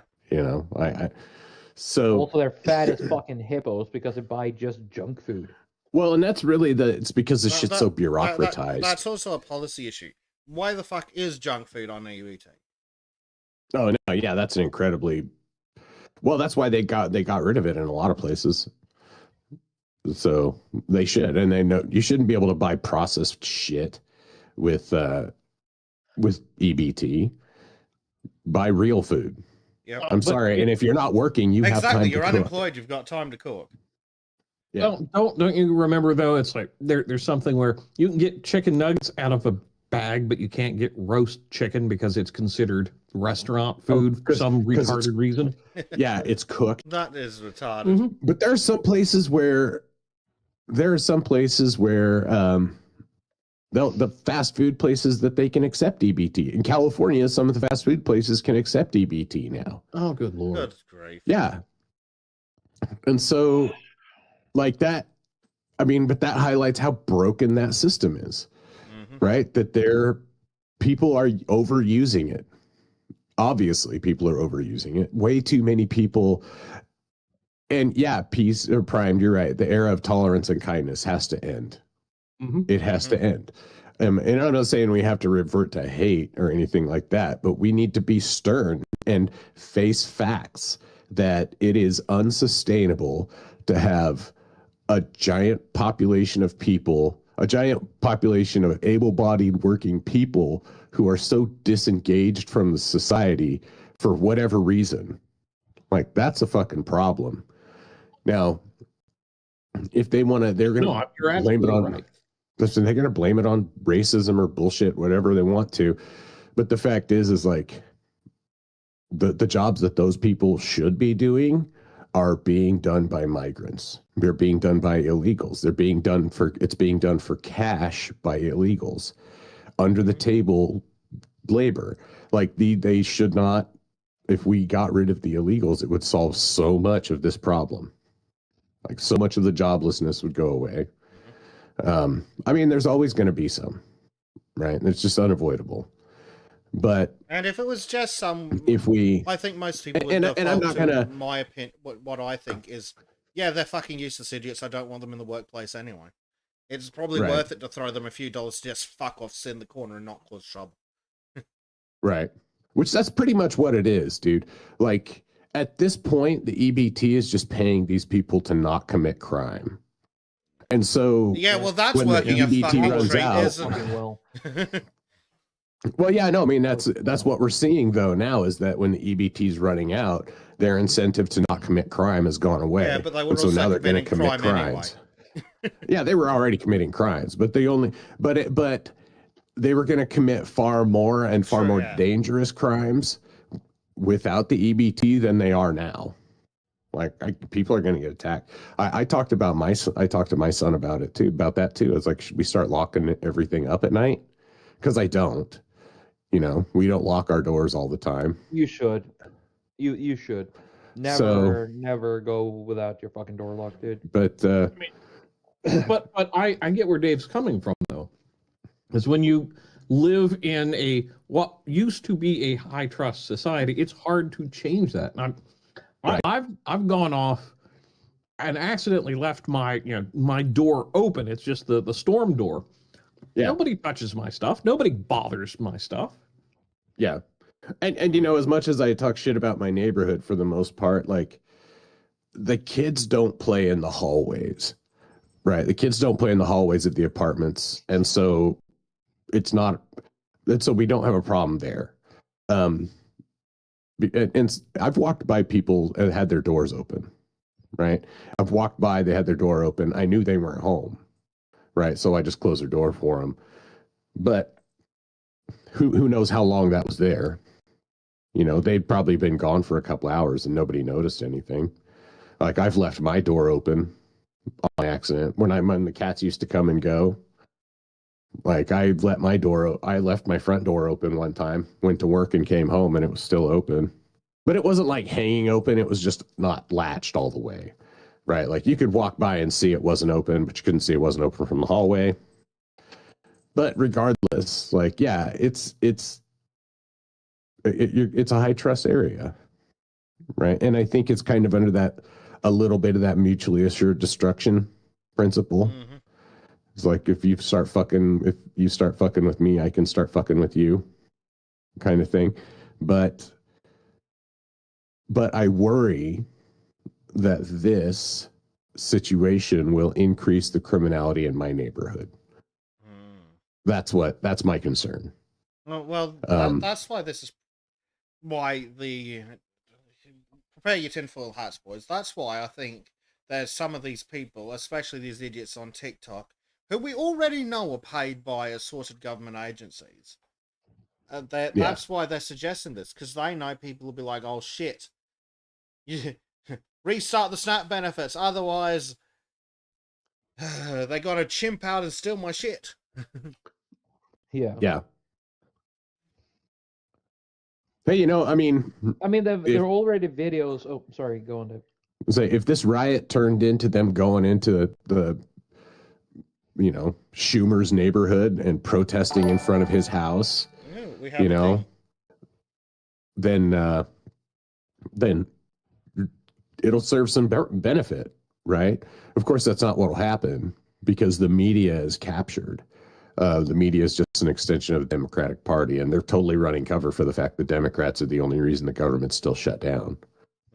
Mm-hmm. And so, if they wanted to go protest the senators' houses, then they should do that. Yeah. That would be a useful. That would be a useful. That would be a useful outcome of this situation. But of course, that's not what will happen. Yeah, because the majority of the people on SNAP benefits and stuff, but I say the majority, a lot of the people that would do that kind of stuff are so low IQ that they'd rather just steal from the store than channel their channel their energy in a useful way. Yeah. I mean, they are unable to be creative. It's just what they are in their nature. Mm-hmm. Zenothium has given us $5 and says, "Good evening, Sultans. I'm sure you make better use of this money than the Gibbs grabbers ever will." Yeah, we have jobs. Yes. I can say that now until I have enough of this call center and tell them to shove it up their ass. Call center isn't a job, it's a torture for minimal pay. Yeah. That's why as soon as I have the money saved up, if I'm probably gonna leg it. I say probably because I mean it is part time, and I'm gonna be hopefully moving to heavy hybrid stuff, so I won't even need to travel in there. So we'll see how it goes. If I can, if it doesn't make me want to jump in front of a bus, then I might stay with it because extra money. I've got a lot of shit to save up for. No point leaving if I'm not suffering. But if I am suffering, as soon as I've got the money, gone like the fucking Flash, before it was Ezra Miller.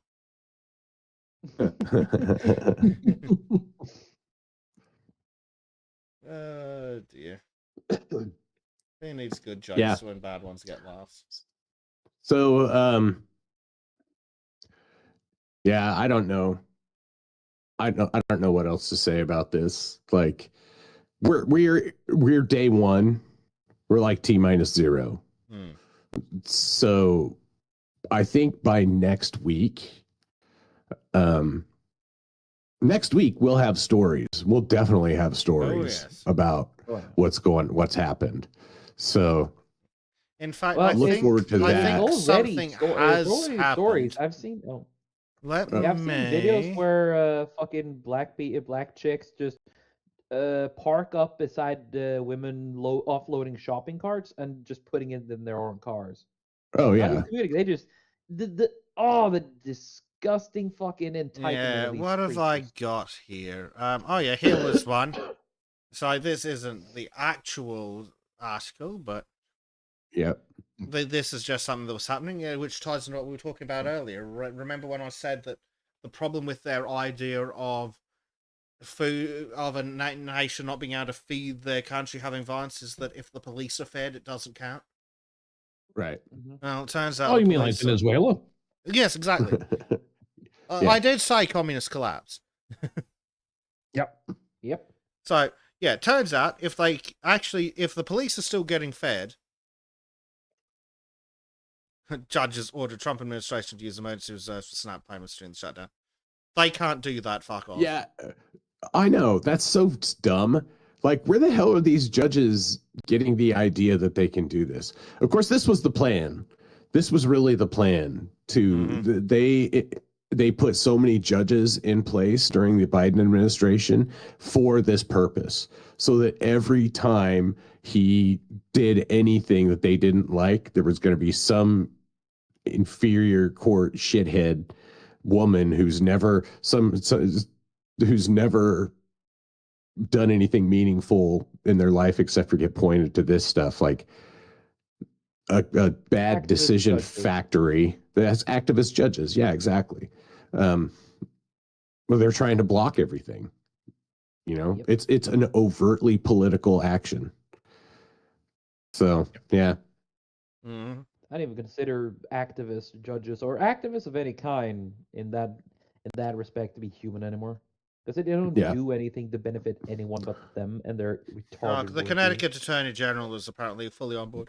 The decision needs no refit out. USDA Canada must release the contingency funds. Citation needed. And start weaponizing hunger for political advantage. Sorry, who's doing that? Donald Trump now has a Right. stark legal and moral choice for him. Has he considered declaring fighting war this losing on battle. Connecticut?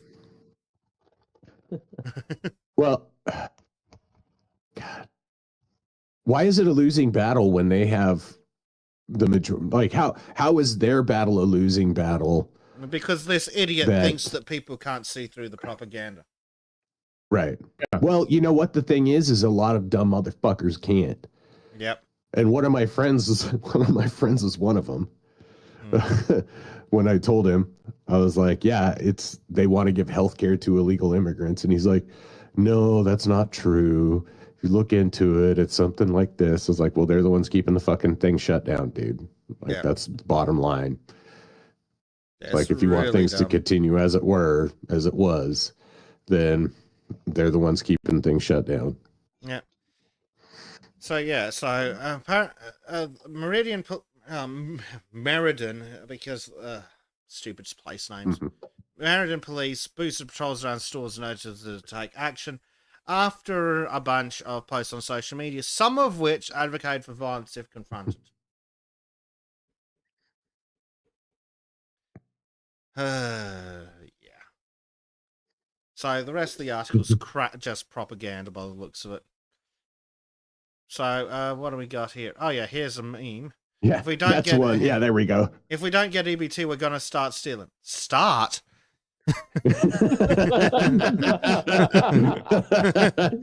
Right.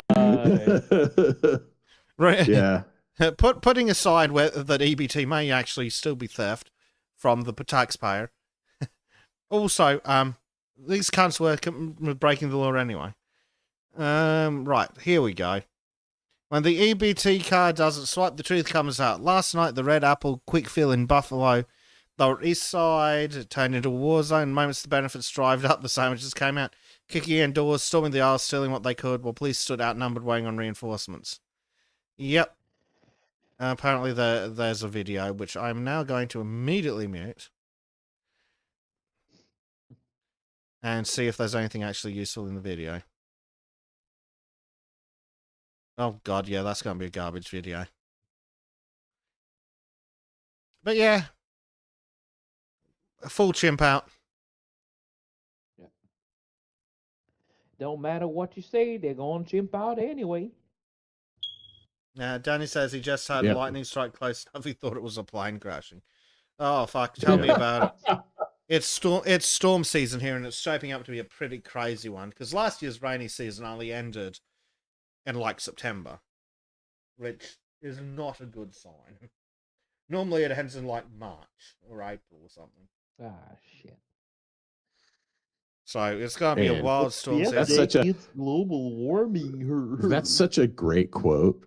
The hands that take without thanks will steal without guilt. That's such a That's that's basically a what you bar said, but right very there. cool, but cooler. Yeah, yeah, that's a bar. Yeah.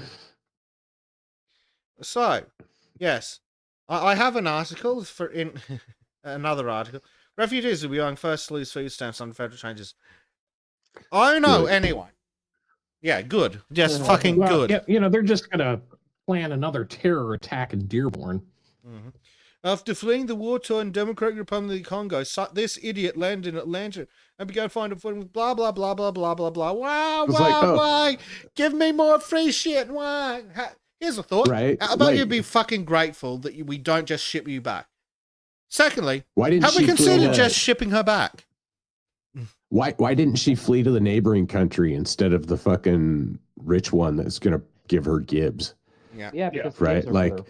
I'm sorry, it's not my responsibility to look after this woman. Yeah.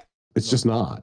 She's not. I don't have any kinship with her outside of the fact that we are fellow human beings, and that's not enough. for me to Citation give a shit. needed. She's not. I She's disagree with not. that one, Okay, well, whatever. But she's not American.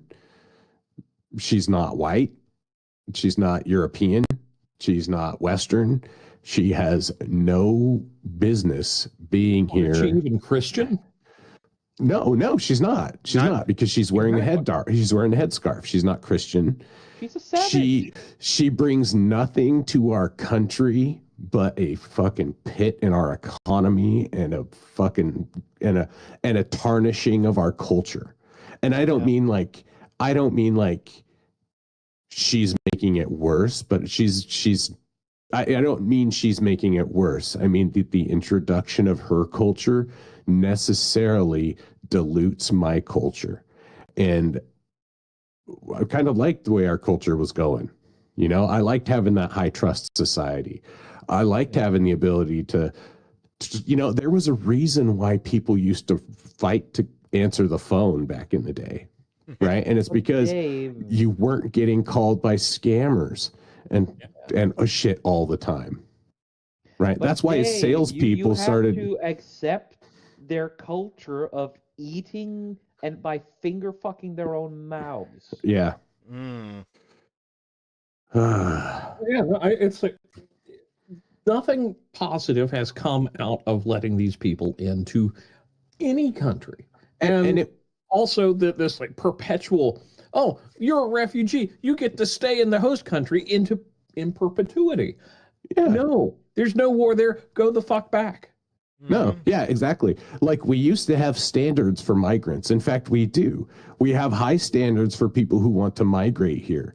But we have the opposite of standards for fucking refugees. And we just bring them in and expect them to just become citizens, like just become American. Like, no, I'm sorry. They're going to fucking flush grease down the sink because they don't care that it floods my kitchen because I'm not them. Their stink's still working fine, but they'll fucking flood my apartment 7 days a week. They don't care. It doesn't matter to them because I'm not. Compassion is not in their hearts. They don't have No. it in them. It has to be beaten into them, and then it's not compassion. It's pull the wrong lever and get smacked kind of thing.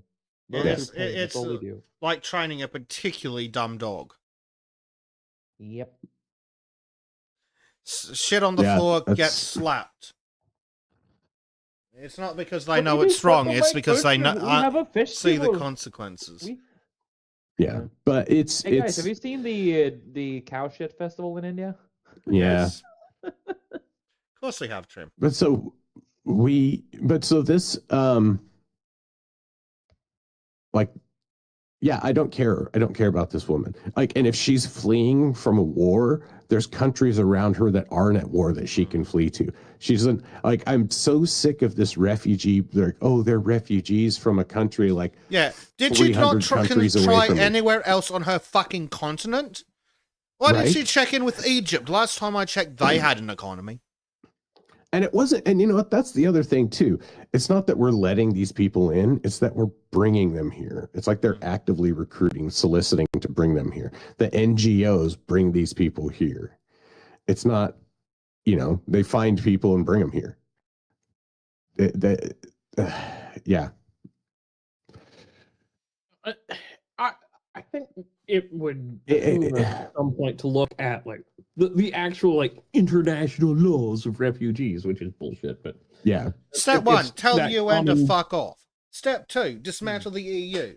Step three, send everyone back where they bloody belong. Yeah. Hey, Bessic, where can I vote for you? Step 4, take Keir Starmer and lock him in the deepest, dingiest, darkest, smelliest cell in the Tower Danny of Bloody Delete London. Zero donated $10. And Danny has something to Gentlemen, say. it is my great displeasure and solemn duty to inform you that this is what happens when commies in charge. I want the people Yeah, responsible for this shit to be made into a Yes, Vladimir-style forest. Okay. I'm going to need to get that up again because that was long and good. And I accidentally closed my Streamlabs tab. Whoops. Yeah, I was waiting for it to pop up on screen and didn't see it. Yeah. There's got to be some way of putting this into chats somewhere, somehow. Actually, hold on. I might be able to force the bot to put it somewhere. I'll look into that later. But for now, if you would like to load, please, Streamlabs. Danny tipped $10, thank you, sir, and said, "Gentlemen, it's my great displeasure and solemn duty to inform you that this is what happens when commies in charge. I want the people responsible for this shit to be made into a Vladimir-style forest." Yeah. I mean, is there really difference at this point? Yeah, no, not really. I mean, And I need to sit down and go through that the Great Feminization article because I think that will be very illuminating. Mhm. and I don't want to I don't want anything bad to happen to this woman. I don't. Like, I don't specifically bear her any ill will, but I don't want her here. I want her over there. She can be happy and successful in whatever. She can make a life for herself in another African country. She doesn't need to be in America being fed by American taxpayers. Like, I'm sorry, that's just, there's no reason for that. And you're not going to make me, you're not going to, because I'm done with the bleeding heart bullshit. I am fucking so over it. Oh yeah. The judge, I don't have sympathy for this shit anymore. I don't care about the refugees. There's wars and shit everywhere in the world. It's not America. It's not the UK's duty. It's not anywhere in the West's duty to clean up after these African warlords or to offer opportunities to the millions of fucking Indian invaders, Yeah. which that's all they are. They are not migrants. They are invaders. It's an invading force being sent in on us. It's something where two thoughts. One, we're being asked to basically colonize these people, but within our own borders. And if that's what they want, fine. Then I want all these fucking resources from these countries that these people come through, and the iron rule of the United States or Norway or wherever the hell, going in, crushing all resistance, exterminating any of these little warlords and their, like general butt naked and all that crap, and establishing the rule of law according to the West. Because if one could I argue tried that. they're clamoring for white man's rule, and it's time to just say, okay, we're returning to, the 1890s version of colonialism, where if you start resisting, we'll roll in there and wipe out the tribes that are doing resistance. That if that's what they want, that's what they should get. Now, I've also been reading The Camp of the Saints. I just started that, and oh my God. Read that book wherever you can find it. I've only gotten through chapter 10. And it's amazing because it spells out exactly what we're seeing. Give us a quick recap of it. So Raspel, the author, had like a dream or a vision of these boats, just creaky, rusty boats filled with migrants teeming on the shores of France, since he's French. And that's kind of the opening scene, and there's this white hippie dude. It's like, yeah, man, I'm gonna lead all these refugees to your house, and it's gonna be cool, and we're gonna kill you, and blah blah blah. And the old professor from the old world way of handling thing gets a shotgun and puts two in his chest. Nice. So that's kind of like the opening chapter. Then it kind of gets into how it started, and it's the Belgians in India are giving out free rice. They're taking in, all of Europe is taking in the sad children of India because, we've just got to go and make sure these people are safe, and they've got these poor unfortunate kids and they need care, so let's adopt them. And then you get three figures in the Belgian consulate. One of them's a bishop, one of them is like a human rights commissioner, and the other one is a activist atheist. And they're all basically like, well, you just have insufferable to keep wankers. You have to keep taking them. Yeah. And to the point that I've gotten to is where the atheist has twisted, Hindu perceptions of Christianity, showing that Vishnu, or whatever the hell that demon is, has defeated, as the book put it, the little god of the Christians. Oh, and again, it's the way it's framed. So this atheist is telling them through a character called the Dung Eater and his little deformed Indian kid, and they are now going down and claiming the boats, basically forcibly taking these rusty hulks, the Star of India, so they can set sail to the blessed land of the West. Okay, so Camp of the Saints, huh? We've talked. It was recommended to us before by Tristan, and I finally I found a physical copy, and I ordered that, and I'm going through it now, and my God, LGM is correct. It is prophetic. I guess we're just gonna have to do that book club on it then, aren't we? Yeah. I mean, I gave as undetailed a intro to that because it does get some philosophy and French writing style is heavily there, but it is fantastically good. Good. Yeah. Yes, Base Dave is correct. The loathsome Dung Eater. Yeah. that's like the character's name. I was like, oh my God. Of course, the only way I can find this book on Audible is in fucking French. God damn it. I just looked it up. On YouTube. I've been on YouTube, and you can find it in English on YouTube. Bless you. Okay. Fucking but yeah, French. it's like I've had enough of French for a long ass time. Fuck God, to Dave's point, do I want these people to have be harmed necessarily? No, but there's a point when they come in and harm me, and it's like, I'm done. I maybe violence is the only language they understand, and that's horrific to say.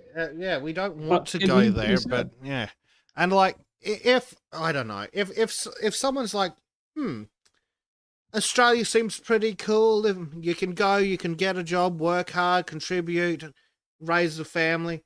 If they want to come to Australia, I don't hold that against them. I infinitely hold it against my government for letting them in. I don't blame someone for wanting to move to a country that they think is better. Because, well, not least because it would be fucking hypocritical. I want to move to the US. But it's on the government to not let in people who aren't of value. And so I blame my government for letting these people in. I don't blame them for wanting to come to Australia because Australia's better. I just blame the government for letting them in. Now, I do blame the ones who come here and commit crime, don't integrate, act like idiots, don't adopt our culture. That's all on them. But just being here, that's the government's fault for allowing it. Yeah. No, I want all people on the planet to prosper. I want all of humanity but they to can prosper over I think- there. Right. They're not bringing prosperity here. They're taking it away from where they came from. Mm-hmm. And and also Bleach, like we've seen what happens when we go in and run those countries the way that, we've seen what happens is that the people prosper. Yeah, India was going great until the British left. They prosper, but they never stop bitching about the things being good. They're never grateful, and they never understand. It's just magic. It's just shit just got good all of a sudden. And then and now they want it. Because it's like, hey, we're not, we should be given all this stuff. It's like, but you guys didn't build any of it. You didn't do anything about it. Like, it's the magic soil thing. It's a whole magic soil thing. It's actually no, Trim. I think it, and Dave's really getting to it. You remember the whole concept of Africa time? Yeah. That's basically how they look at infrastructure, how they look at manufacturing. I mean, the hell, Bhopal's a great example. It's like it just like magically manifested from the ether because white man built it, and now it's just going to exist until it doesn't. And there's no like start or stop. It's just like this continuation of, well, it's working now, and if it doesn't work in future, well, then who cares? It's like, my God, I don't understand it. Yeah. Yeah. Oh. I'm putting the link to that audiobook in the YouTube chat. I'll put it in both. Thank you. So that's the link to the playlist for this book. I'll have to acquire a copy because the guy's dead and he didn't have any kids, and I'm not gonna fucking pay some wanker $30 fucking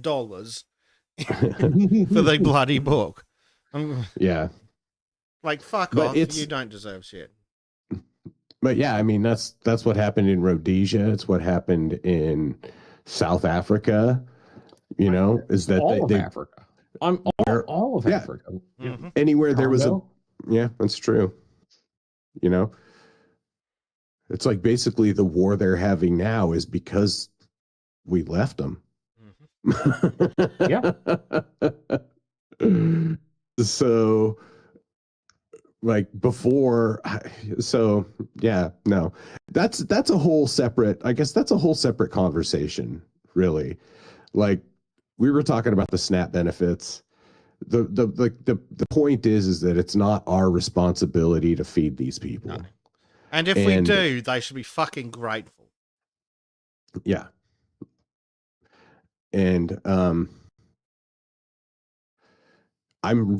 curious to see how this plays out. Yeah. So I'm gonna. We got another article on this. I think that's what I've got for SNAP benefits. So Okay. I'm just going to post that link in live shows so everyone can find it. Oh yeah, I should have done If that they too don't since I find it in the chat. actually have it open. Yeah. Here, I'll do it. I'm right. Oh, Yeah. you got it. Okay. Yeah, I've got it. It's also an excuse to go, if you aren't in the Discord, why the fuck not? Yeah. Right. Yeah, no, Yes. that's just one of those books where I didn't expect it to be nearly as good as it was. Mhm. Nice. Of course. Huzzah! What is going on, OBS? I blame Optus. Fucking bastards. Yeah. I think we're back. Yeah. Also, why are you playing a preview when I told you specifically not to play a preview? Okay. Right. Cool. That seems to have sorted its shit out. Fucking knows what was going on, but it seems to have sorted it out. Is everything still working? Yes, we've had people reporting in from YouTube and Rumble. Cool. Right. So, yeah. What was I saying? Oh, yeah. Nothing massive seems to have happened too much aside from the EBT. A lot of minor things. Nothing terribly interesting. Really, that I saw anyway. Which doesn't mean I didn't miss something massive. But what I do have is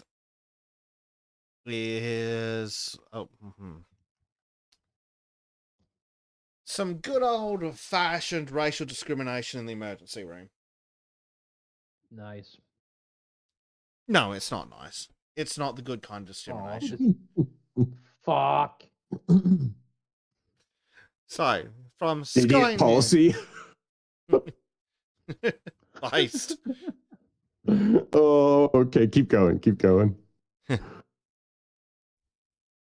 Prioritised treatment of Aboriginal patients at St Vincent's Hospital in Melbourne labelled idiot policy by Indigenous leader. An Indigenous leader and Victoria's Shadow Health Minister have called for patients to be treated equally at St Vincent's Hospital in Melbourne. I fucking hate Melbourne and Victoria. It's like California, but somehow gayer. Following reports of a policy which prioritises treatment of Aboriginal people. So Why'd they call it the idiot policy unless they're just because it's a accepting policy it? by idiots. Yeah, okay, that makes sense too. For idiots, to benefit idiots. No further comment. I'm just going to go something to drink. So Victoria's Shadow Health Minister Georgie Crozier and Indigenous leader Warren Mundine have slammed their Melbourne hospital policy that prioritizes treatment of Aboriginal patients. Well, that's that shouldn't. Wow, they're actually speaking up against it, huh? Yep. Wow. Because it's stupid and it just pisses people off at the Aboriginals who aren't necessarily to blame for this one. Guaranteed this policy was come up with by some dopey fucking white bitch who's never worked a real job in her fucking life. Some make-work Jewish daycare for women, useless idiot job that provides no fucking value. Woman. That I got lost track of that inside, but you know what I mean. Some dumb bitch doing a job that shouldn't exist. Yeah. Busy work. Mm-hmm. It's all just fucking busy work. So, all First Nations patients at St Vincent's hospitals have now been assigned Category 3 status, which expedites medical assessment and treatment within 30 minutes of arrival in the emergency department. The 2024 policy change came after research that revealed First Nations patients were on average waiting longer to be seen compared to non-Indigenous patients. Yeah, but why though? Is it because they weren't coming in with irrelevant shit? It's the whole wage gap argument. And a lot of it's because these people use the ER as just their regular health care.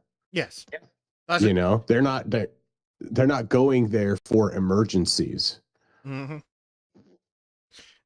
Funnily enough, and it'll be for the same reason it's happening in a lot of places in the US.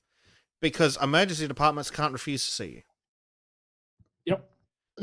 Especially now that Australia's, like the government's been fucking with our healthcare system, which for a while was the perfect combination of British and US and actually fucking worked. Like we had free, we had taxpayer funded, healthcare for the poor, and if you wanted to pay, you could. It was the perfect combination. Stop chewing!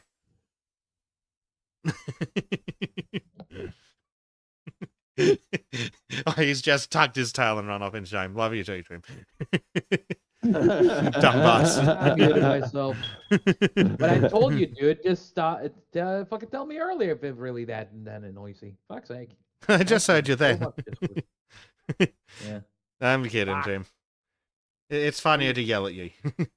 I don't. I know. That's because I'm yelling doesn't mean I'm angry. But you should be familiar with that. Didn't your dad say it? But in Norwegian? Oh no, they just yelled at me. Oh, they just. That's not good. Anyway. Bill's character, they said. Mhm. So it means while Indigenous patients are now ahead of all patients with Category 4 status in terms of priority, those in more urgent care, Category 1 and 2. Yes, well done. That's how the process of elimination works. Fucking journos. Even the ones at Sky News are fucking idiots. Are still put first. Oh, good. So the people with a fucking missing hand are still seen before the Aboriginal who comes in with a sore throat. Of course. But yes. Oh, they're waiting longer. Yes. Is it because they are coming in for what should be handled by a primary care practitioner because either one doesn't exist where they live because they live in bumfuck nowhere, or all the local doctors have month-long wait times and require a copay now, and they're poor and can't afford it. Yeah, this is some fucking like wage gap. Shit. It's wage gap math shit. Like instead of going, there's a discrepancy, fix the discrepancy. No, fucking find out why the discrepancy is. Isn't natural like the wage gap? Is it because one of the groups works part time at a significantly higher rate? Oh no, it can't be that. It's sexism. Pay the women more. No business in their right fucking mind would ever hire men if they could get away with paying women 70 cents on the dollar. Especially if women are just as good as men, as the feminists have promised us.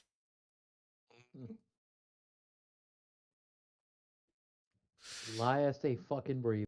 No, where's my patriarchy check? I want 30 cents for every woman in the workforce. Yeah. Jesus, no shit. Pretty sure we already deserve that shit. Yeah.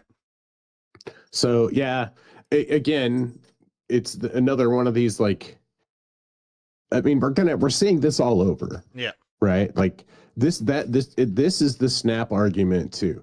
It's stupid policies that have been put in place by dumb liberal bureaucracies that are now that they've been running for a while, people are seeing like, oh, well, that wasn't really a good idea after all.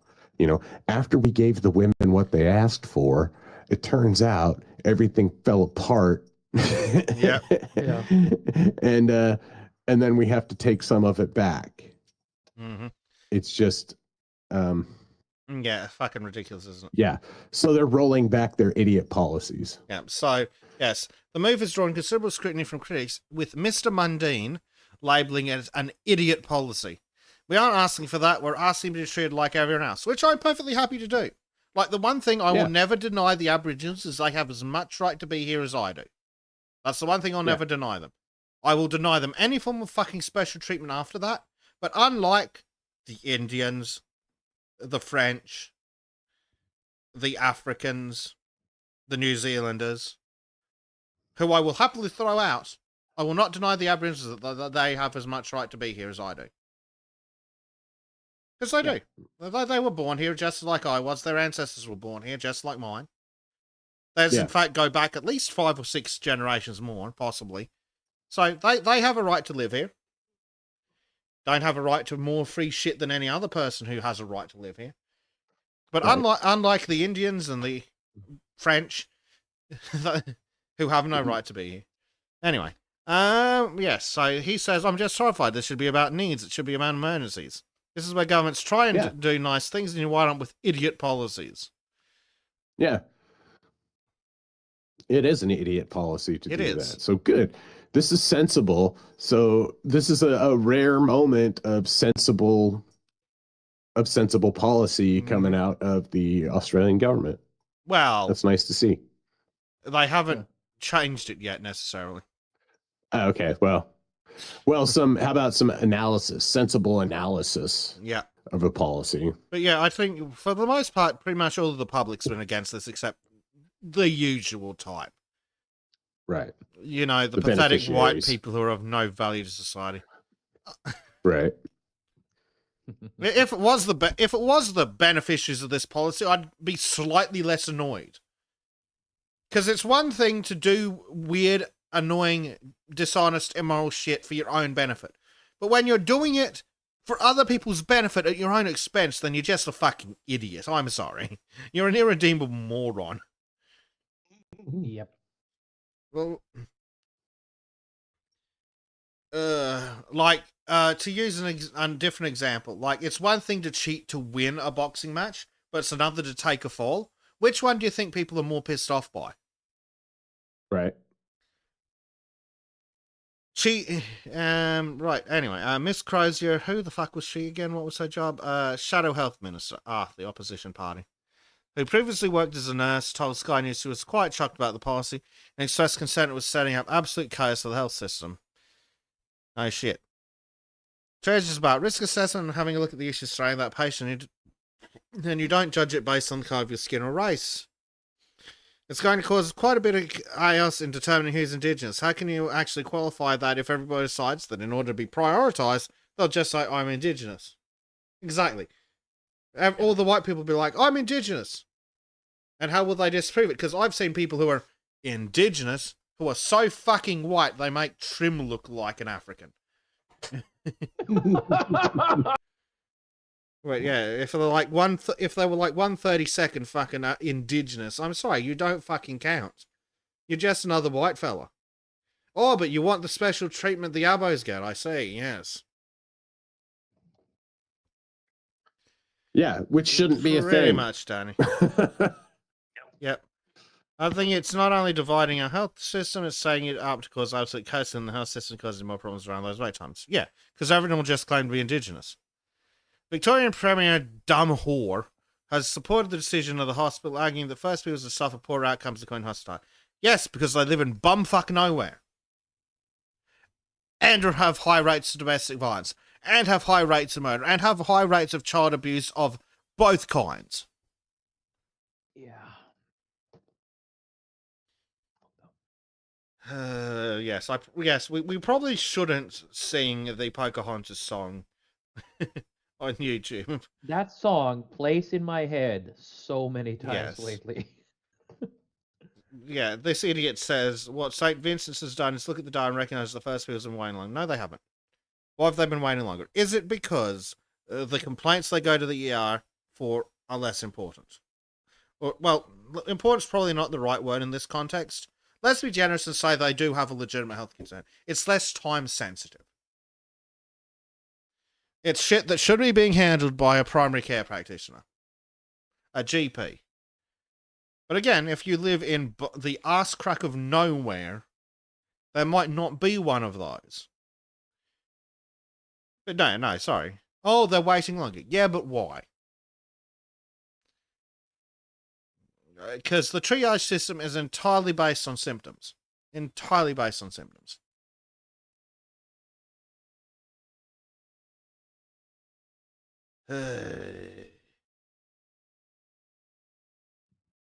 Right. Where Yeah, are we? it's how it should be.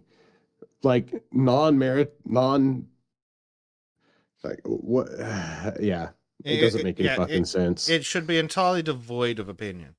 It's just Right. be like that, and that's how it works. There's a list of symptoms, and if the triage nurse looks at the symptoms, and knows the list, and goes, "Okay, what's that?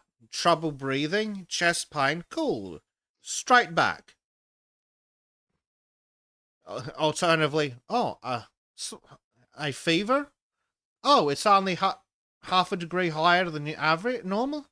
Okay, cool. Enjoy your 8-hour wait. I mean, what can you do? Yeah. Between Prime and Danny, they say the barbarians are not just at the gates, but they are inside and telling us why we have to serve them. Yep. Yeah, exactly. So, an idiot at the hospital said Indigenous patients this policy is necessary because Indigenous patients wait longer on average than non-Indigenous patients. Is it because their symptoms are less severe? And some idiot at the Right. hospital. Are they bringing their kid to the? They're bringing their kid to the ER for a sore throat. Mm-hmm. You know, like their kid has a fever. Yep. And so they're taking him to the ER or something like that instead of going to an actual doctor. Yep. An idiot at the hospital said an Indigenous patients are also more likely to remain engaged with care if they're seen within the first hour presenting to the emergency department. Does that also apply to literally every other human on Earth? Just as a thought. No, clearly not. Mm-hmm. The research showed that they were more likely to remain engaged with care if they were seen within the first hour of ED presentation. Is it because, A, if you've got to wait a fucking hour, you might just go, fuck it clearly isn't that important, I'm going home? Or B, is it because the thing they were bringing the kid in for wasn't actually that fucking important in the first place? Right. Like they fell lower on the priority list because they were literally less of a priority. Yeah. I haven't seen that. ED wait times for First Nations and non-Indigenous Australians are now comparable thanks to the introduction of sourcing. Yeah, no, they're fucking not. That means that people who were more serious are being seen later because of your dumb fucking policy.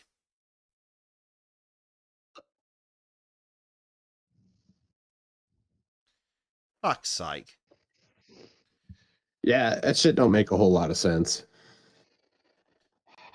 It's just racist dumb shit. It's literally just, oh, number look bad. Don't bother to look further. Just make number look good. Right. Yeah. Well, yeah, but that's the bureaucratization of shit. Mm-hmm. You know, it's devoid of any logical reasoning, and it just runs on numbers, and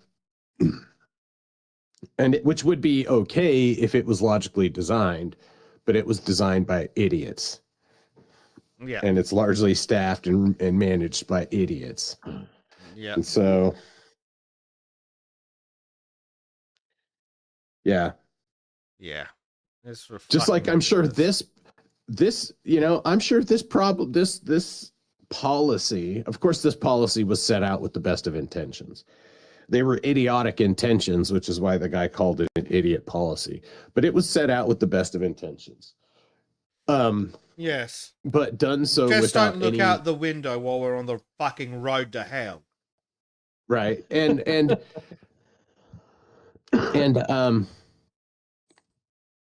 I don't. Did it actually help?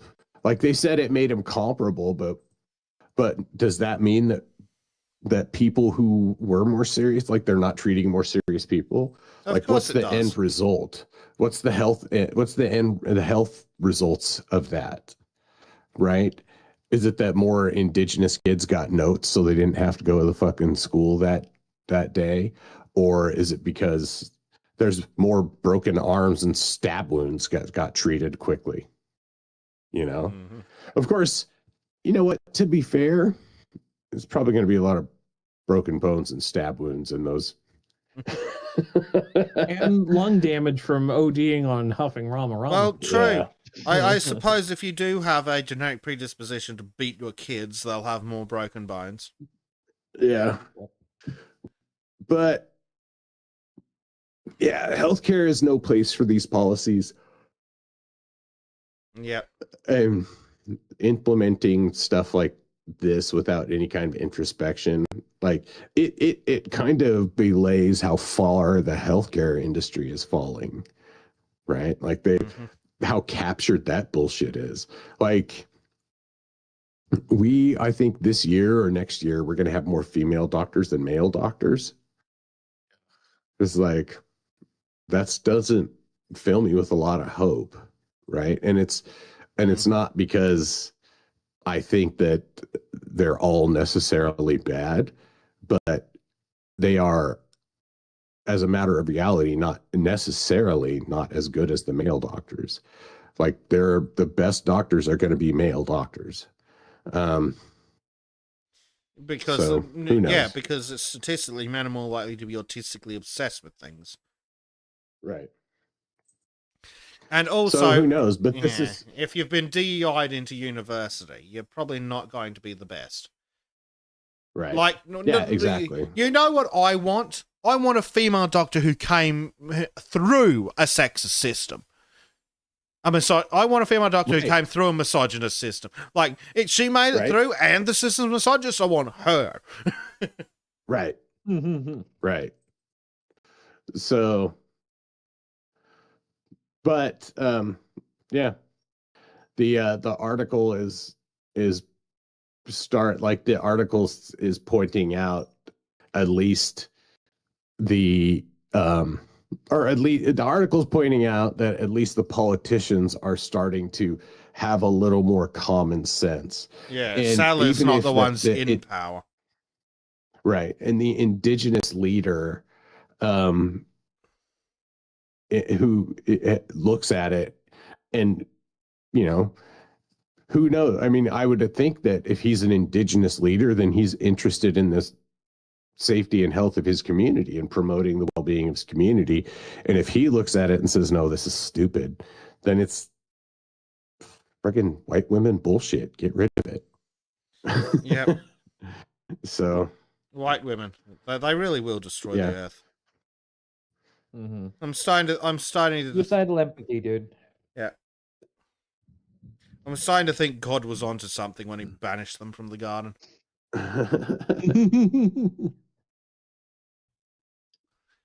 But anyhow. Anyway. So yeah, that is the extremely racist healthcare policy they've got at the moment. Right.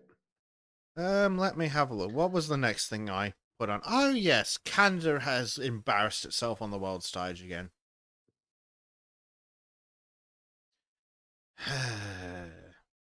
Canada's first female chief of defense cries while apologizing for systemic racism. Oh my God. You know, putting a woman in charge of the English or the British police is what caused all their problems. So welcome to it, Canada. I can't wait till Canada starts arresting people for mean tweets. Right? Yeah. I mean, I'm sure they already are. Well, yeah, kind of. I mean, they'll probably just start mating people who disagree with them. What do you mean start? Oh, right. Well, they've already imported a full third of the country. Yep. Just like us. Yay. Fucking shit me. A model minority. Fuck you. Yep. So, oh God. So, not the B. Canada, I hate to say it, because you've become a meme. Let's have a look at this. If it wants to load this time. We may have to open it in a new window. Just get to work.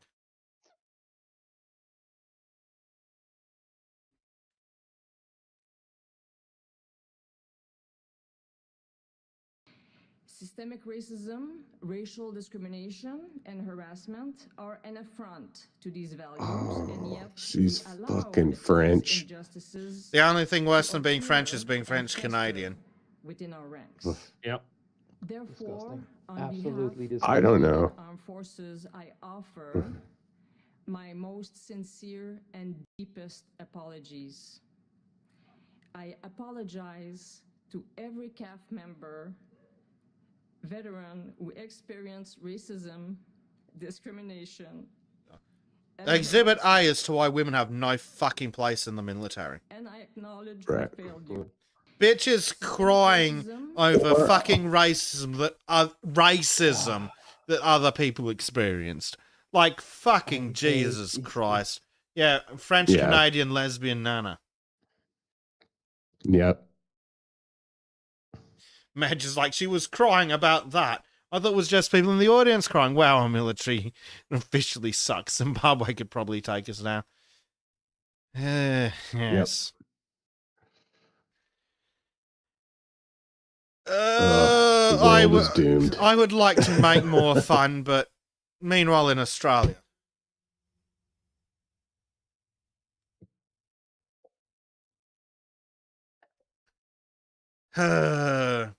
Dreadful wrongs. What? Western Australian government apologises to some fucking losers for an 1834 massacre. Oh my god. Oh my god. I hate you all. God fucking damn it. There's no words that could just. Yeah. I'm so done. Also, guys. I'm just so... yes. Oh, massacre. Yes. Let's have a look at the Wikipedia article. Numerous Aboriginal attacks on settlers in the preceding years.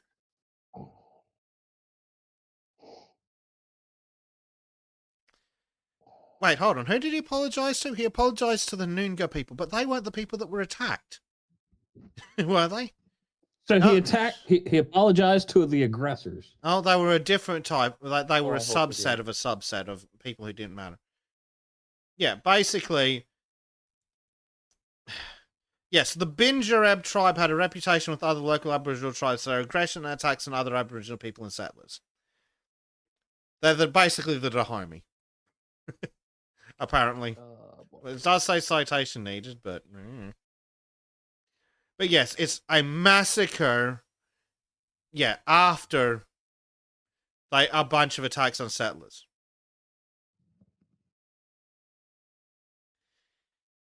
Boo fucking who. So they've apologized to a bunch of people who were never affected on behalf of a bunch of people who didn't do anything.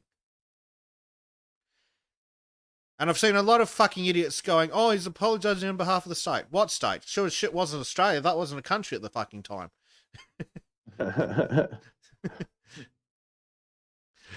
That'd be like George fucking Washington apologizing for what the British did when they settled America. Wrong fucking government, mate. Oh, but Western Australia was a state. Yeah, righto, sure, whatever. Fuckwits. Yeah, just Get the boo fuck fucking who. Don't care. Not my fault. Didn't do it. No one who was affected is even alive. Shut up. Fuck off.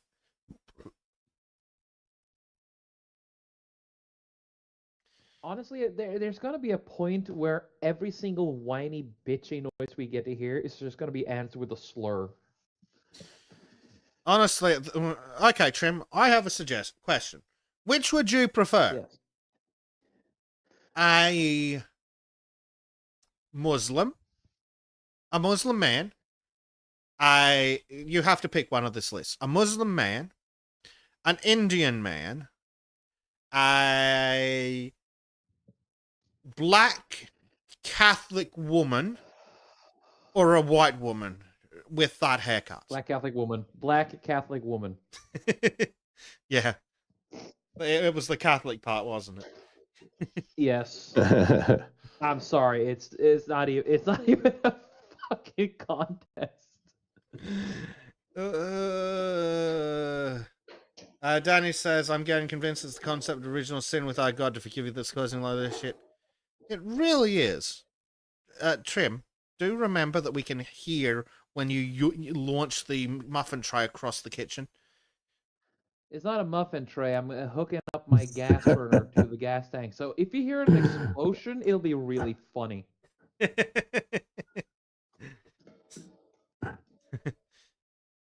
we can literally hear the entire setup process. Seriously? There should be some kind of fucking audio. What the fuck? There should be. Good job, Discord. Right, so yeah, fucking candid. Good lord, so fucking embarrassing. On behalf of the Canadian Armed Forces, we apologise for our racism. Racism against fucking who? You only fucking had diversity 5 fucking seconds ago. Like, are you such monumental fucking racists than the 5 seconds you've had foreigners? You've managed to fucking attack all of them. Yeah. If any Canadian men are reading this, does this make you want to fight and die for your country? Right. Right. Yeah. Who fuck? Yeah, every army in the world taking note that all it takes to completely disable the Canadian military is hurling a few spicy racial slurs. That's fucking ridiculous, dude. Yeah. Yep, top journal. weak. Now you know why Alberta isn't afraid of the big bad Canadian army coming after us when we declare independence. Hey, Chris was turned off. Right. Yeah. She would never lead Oh, anyone that's into why. battle. That would do it. First off, because she would never dare. Second off, because no one would follow her. Yep. Sad Canadian sounds. Did you hear any of that? Guy with his fucking pink beard. Yeah. Oh dear God. Oh dear. You know, Canada's just so a warning fucking sign. embarrassment. Yeah. Sadly, Australia's not much better. I've I'm gonna be honest though. I've met more nice Australians than I met nice Canadians. never met a There's just Canadian that something wasn't with Canada. psychotic. Exactly. I have yet to meet a Canadian that isn't a bad person. Genuinely. I don't know. I'd known a few that weren't bad. So well, lying to you, Dave. you just got to get out more, Trim. That's all it is. Just got to get out. I more. have gotten out plenty, and I've met people from all over the fucking Anglosphere, and every single person who comes from Canada at some point has turned out to be a piece of shit at the best of times. So no, Canada isn't getting a fucking pass anymore. Fuck that country and fuck. I'm reasonably sure that Dave's probably met more Canadians than we have for obvious reasons. Yeah. I've known quite a few Canadians. They're not all bad people. Are they all from? Are all the good ones from Alberta though? No, I've never. Yeah, I'd say the ones that I met weren't from the Toronto area. Yeah. They're from the more rural parts of Canada. Yeah, and so that urban. Well, and that's where that's where the most of the population is now. But and people wonder why we hate this cities. Is exactly. Nobody, like, she's not an inspiring military leader. Like, she's a symbol of failing upwards. She's a symbol of the failure of the diversity hire. Military. Yeah.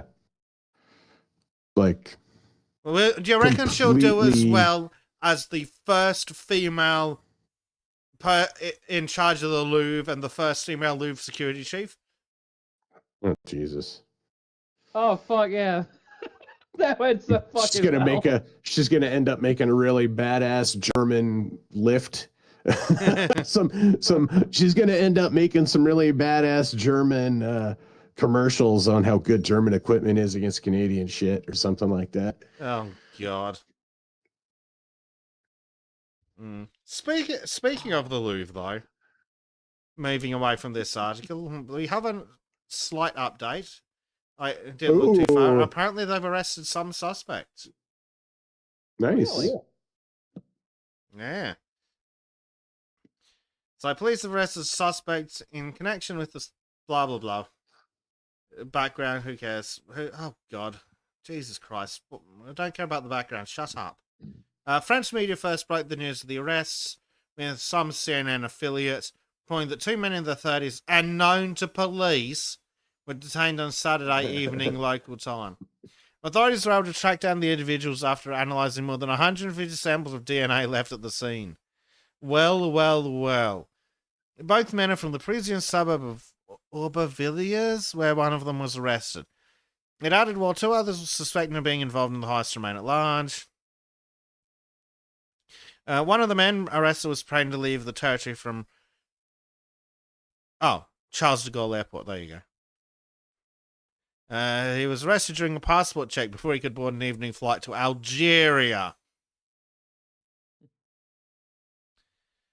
And how much more? And the rest of the article is shit we already know. Yeah. I mean, have you heard Dankula's theory about who ordered the robbery? Is it let me guess. It's either a Nigerian prince or a Saudi royal. Saudi royal. Yeah. That's basically what we said last week. Yeah. Yeah. Well, yeah, what Dave and I said last week. So, some Saudi or Qatari billionaire. Yeah. Yeah, pretty much. That, or it's already been melted down for parts. But being that apparently Yeah. the guys they arrested already had a criminal record, sounds slightly more likely it could be the second option. But also interesting they were taking a flight to Algeria. That makes sense, though, honestly, because if I can't like this, I don't want to say that this was professional, but it kind of was. Like the way they got in and just acted and did what they did and left. Maybe if the French weren't so cocked, it would have been more difficult. Right. It wasn't the first time that these guys have stolen something. Or coordinated a heist of some sort, right? I'm not gonna say like, oh, it's a crew or some shit like that, but it's definitely not the first time they've done it. So yeah, they definitely experienced in stealing cars and things. Like they stole the lift. They probably stole the mopeds. So they definitely experienced it being scum. But whether they're a professional heist crew remains to be seen. But they've definitely got experience being thieving little bastards. Yep. Wee wee. Hon baguette. Or as we soon have to say whenever we speak about Belgians, French, Can we Germans, take a or any moment to other talk about European- modern architects? Yes. Wonderful. Fucking piece of shit. Okay, OBS has reconnected. Thank you, OBS. Fuck's sake. It's been difficult tonight. I've come to the conclusion that in Queensland, it is illegal to hire a civil engineer that has ever driven a car.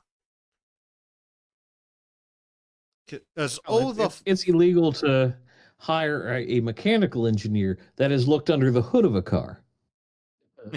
That's probably accurate too, but yeah, fucking the idiots designing the roads are absolute fucking psychopaths, and they're cheap pricks too. Like one thing, like one of the roads I have to go on to go to work, it's a bit curvy, and then it's got a sharp left-hand bend in it to line up to enter the highway. The fucking idiots raise the speed limit before the road turns right, then sharp left. Not after, before. That's like as good as the traffic engineers here on the East Coast. They're like, we're going to put roundabouts everywhere, but we're going to make them so narrow and tight with high curbs that they can't allow semis to go through. Yeah, and that's why they're putting them in. Yeah. And I mean, I don't mind the roundabouts when used properly, but some fuckwit, some absolute scum-sacking retard decide to put roundabout. Fuck's sake, OBS, you piece of shit. So yeah, you've got to slow down to fucking 60. So, you know, as the law does, I slow down to 60 to enter this fucking roundabout. And then some fuckwit flies past me doing 80 or 90. And they sit up my fucking asses. Have fucking caused this fucking problem because they should fucking understand that they've encouraged people to be fucking idiots. But oh no, too fucking cheap to build a fucking proper interchange. Let's just stick roundabouts on a fucking highway. Stupid bastards. Anyway, there's that rant. Yeah, so anyhow, caught these dudes on the Louvre. Yes. Yeah, it's not exactly a big story because they haven't given us information. Did they recover anything other than just a couple of dudes? I don't think so. I think these were the guys who were trying to get out by plane. But they probably got the stuff out by road within minutes. Oh, yeah, probably. Either that's in a FedEx package. they just send it through the mail. Yeah. Oh, dear. Is it my fucking... Do we need to restart OBS? No, I'm not sure if it's the VPN or not. It's just having an absolute fucking time. Fucking technology, I swear to Christ. Well, I don't know. Do we have anything more to say about the museum heist other than they actually caught some dudes? No, I don't have anything else to say They about the museum. analyzed more than 150 DNA samples left at the scene to find the guys. Oh, Yes. yeah, They're French. I don't care. yeah. There's no way. We're heading out to Algeria. Prime says they did find Yeah. parts outside the museum, but it's not in pieces. That's not exactly finding shit, Prime. Yeah, they found That's found the. that's not exactly a fucking brilliant police work to trip over one of the fucking things that got dropped as the criminals lagged it. There we go. Reconnecting. We've been going for a good 3 hours. Yeah. So Right, I think it's back. I'm off the VPN now. Yes, thank you, teabagging. We did say that. are we done? Let's see. Yeah, it looks more stable now. Fucking VPN. All because my government is run by a bunch of fucking puritanical moral frigates. Oh yeah. Yeah. Well, we think it's puritanical moral faggotry, but it's not. It's, Well, that's their fucking excuse to be fucking totalitarian shitweezers.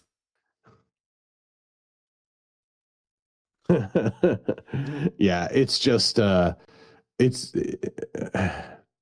just a backdoor to get control. It's totalitarian. Yeah, it's like you said. Yeah, fuck, I can't even talk. Totalitarian shitweasels. Yeah. They're pretty much the British police. Yep. Shit. Right. Let's have a look at some of the other retardation that's coming up.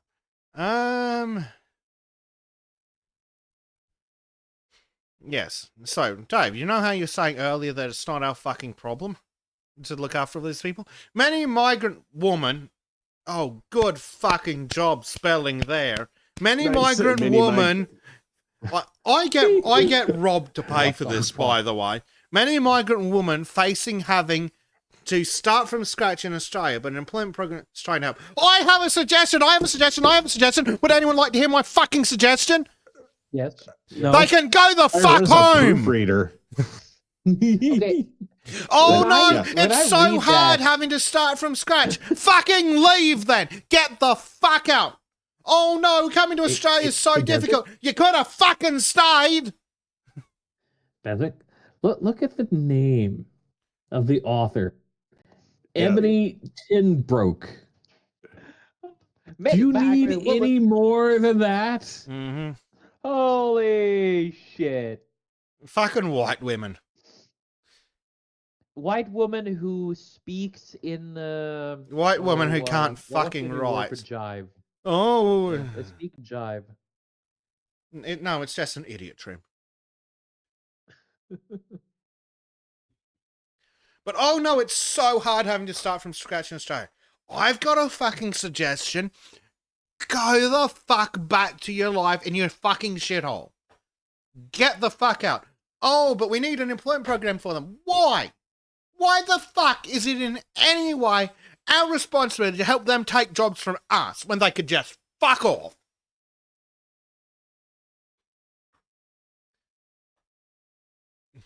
Like, oh, so fucking hard. Go back to your fucking third world sweatshop and leave me the fuck alone. Many skilled migrant women are finding it hard to get a job in Australia. Then leave. Anywhere else on earth. Back home. Fuck off. Go. Don't fucking come to Australia and then cry that it's too fucking hard to get a job. Yeah, we know. The fucking RBA wants to increase the unemployment rate, you stupid cunts. But oh, no, we're supposed to feel so fucking bad because you cunts came here to freeload and take our fucking jobs. And oh, it's hard for us to take your fucking jobs. Good. Fuck off. Fucking idiots. Everyone involved in this needs to be fucking shipped back to Africa.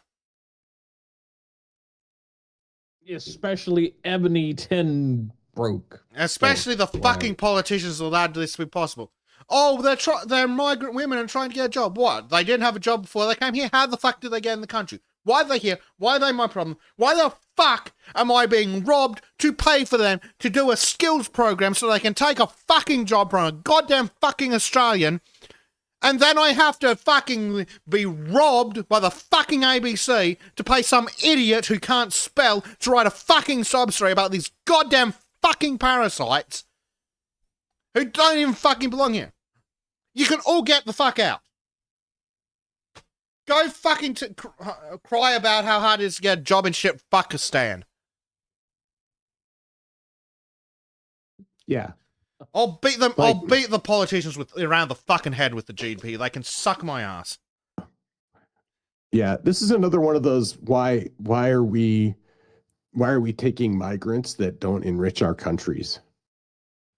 Why are we bringing in Yeah. people who are burdens to us? Yeah, When we have we have veterans and we have homeless people here that need to be taken care of, and yet for some reason it's our responsibility to bring in these fucking people and take care of them. Like, no, that's absolutely retarded. Yeah. 2 years ago, some useless bitch migrated to Australia on a skilled migrant visa. How? She arrived with a master's degree in science. From what university? And a background in teaching and administration. Cool. How well does she speak English? But finding employment has not been easy. Why the fuck was she allowed in without a fucking job lined up? Yeah. Like, fuck me That's- dead. This bitch has just made H-1B visas look useful. Jesus. Yeah. Fucking get the fuck. Oh, it's so hard. Get out! Why don't you take your fucking master's degree and your background in teaching and go to some Islamic country like fucking England? Or better yet, go home and make your country something that is not similar to a fucking shithole. They can't do that. No, because they instead are she's in a going to come to shithole. Australia and take a job from some Yeah. fucking Australian and then fucking whine that it's too fucking hard to get a job in a country she doesn't fucking belong in. Yeah. Funny, huh? Really fucking I funny. was fortunate enough to get a job last year, but it was a casual job, not in my field. Tough tits! Get a job or get out. Better yet, just get out. I like the last one. The last one is the preferable one, in my opinion. So there's still a long way to go. Leave. Oh, you're university Away with you. educated? That's nice. Why don't you teach something to the fucking idiots in your country? Oh, but Australia's better, isn't it? Isn't it? That's why you want to come here, because your country is a worthless sack of shit and you want to drag my nation down. Oh, my country sucks because there's people like me in it, so I'm going to come to your country. Yeah, great. So your country sucks because of people like you. Well, why the fuck would we want you then? Fucking Christ on us. Fucking rattlesnake.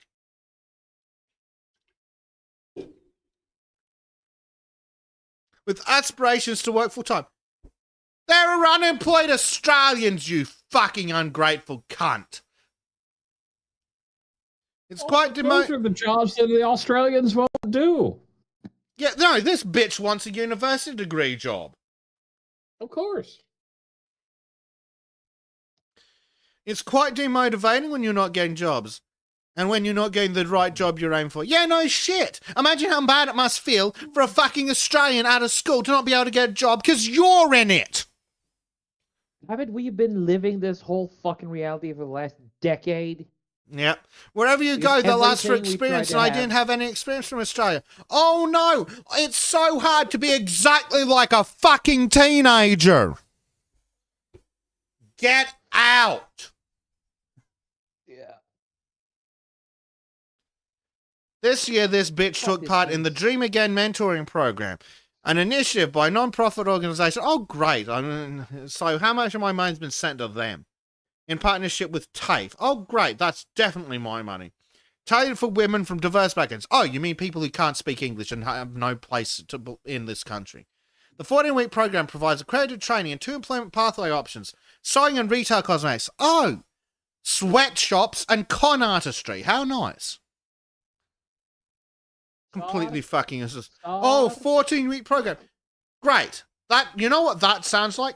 That sounds like these people are getting government funding for their students in their useless course that doesn't provide any actual fucking job skills.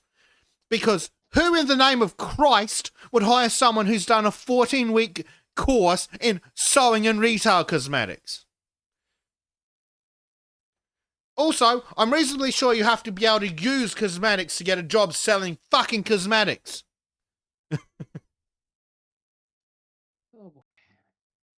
Wait. Why are Muslims wearing cosmetics? That's what I want to fucking That's know. my fucking point. Just wear the fucking drapes. What they do? Paint the drapes? Yeah. Overseas qualifications not recognized. Yeah, no shit, because they're worthless. Oh, Some Jesus Christ. useless waste of fucking oxygen, bitch. The general manager of this useless fucking con artist foundation. Oh god. Oh, oh no, is that really her? No, that's a different. Might be a different bitch. Right, hold on. No, and fuck you, I'm not joining LinkedIn. Suck my ass. Let's do the standard Google.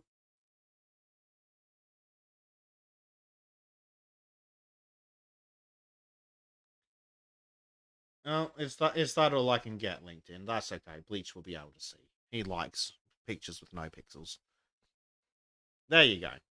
Ah, excuse me, sir. Oh, You have too many pixels. it's ma'am. Yeah. Yeah. So this says many women from diverse backgrounds were either unemployed or underemployed, meaning they're working survival jobs that not utilize their expertise or passions. Yeah, so were a bunch of fucking Australians who were born here. Right? Why the fuck is it our problem that these cunts can't get jobs when there are unemployed Australians? Get the fuck out and take this bitch with you. A lot of our participants come from highly skilled backgrounds. Citation needed. Also, if their skills are so good, why aren't they rich at home? Like, if they're so fucking good at their jobs, why do they need to come here to make money? Right? Because we owe them for our colonization. We've got midwives and nurses, people that have master's degrees and so many different skill sets. If they're able to get a job because of the lack of recognized qualifications in Australia. They came here willingly. We didn't fucking kidnap them. We didn't send over the ships and buy them from their own fucking people and drag them over here and then go, why don't you have any skills? No, they fucking came here without jobs lined up. How's that our problem? It isn't. And it never will. Yeah. Be. And again, oh, they don't have any qualifications and they lack work experience. Yeah, so do high school graduates, you fucking retard. These cunts are taking jobs from Australian high schoolers.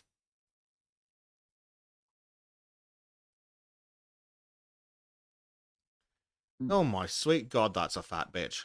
Oh Lord. Well, you look at how we can help these women diversify their skill set. You're teaching them worthless skills with no marketable value. Do you know how I can tell that? Because this bitch is teaching at TAFE.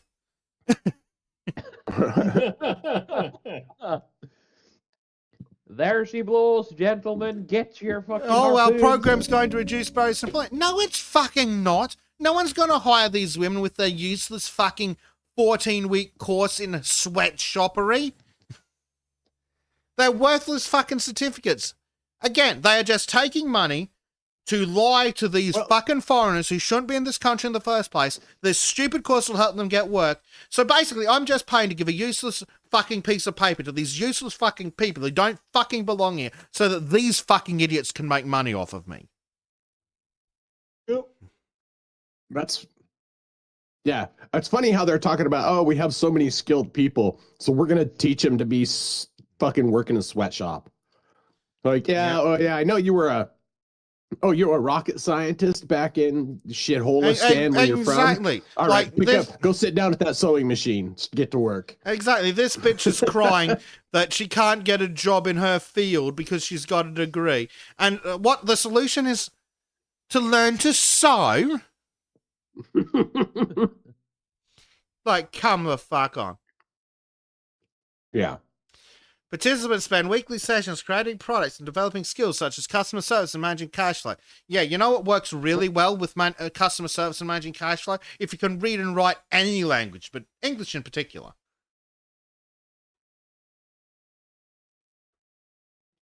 How did they get into Australia without a job lined up?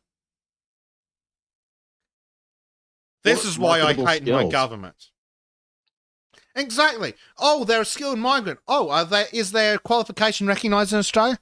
No. Then how the fuck are they a skilled migrant?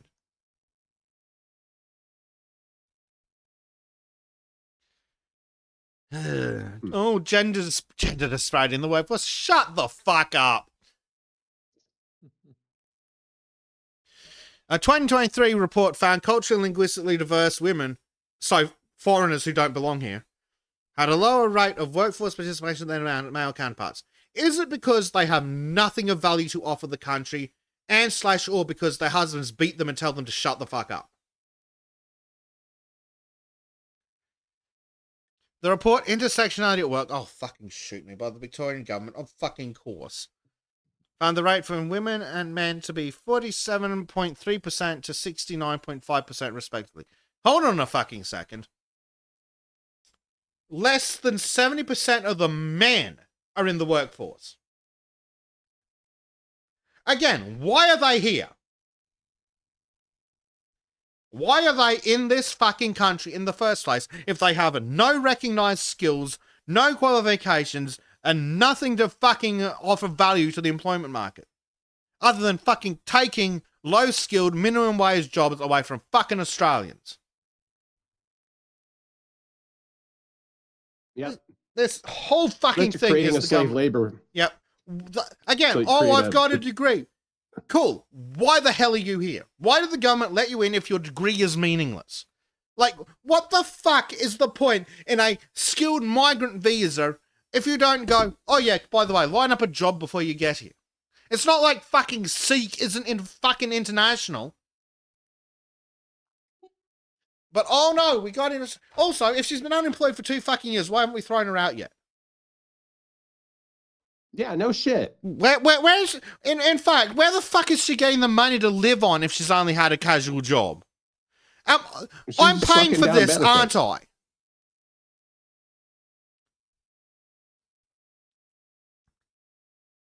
Yep. So, these statistics were reflected in this dumb fucking parasite's experience in Tasmania. She spent a year applying for jobs with success. Yeah, I spent longer than that when I was unemployed the last time. Yeah. But I had struggled almost a year for that. Said, adding that a delay in getting her driver's license was a significant barrier. Oh, really? Oh, fucking really? Again, you mean like teenagers?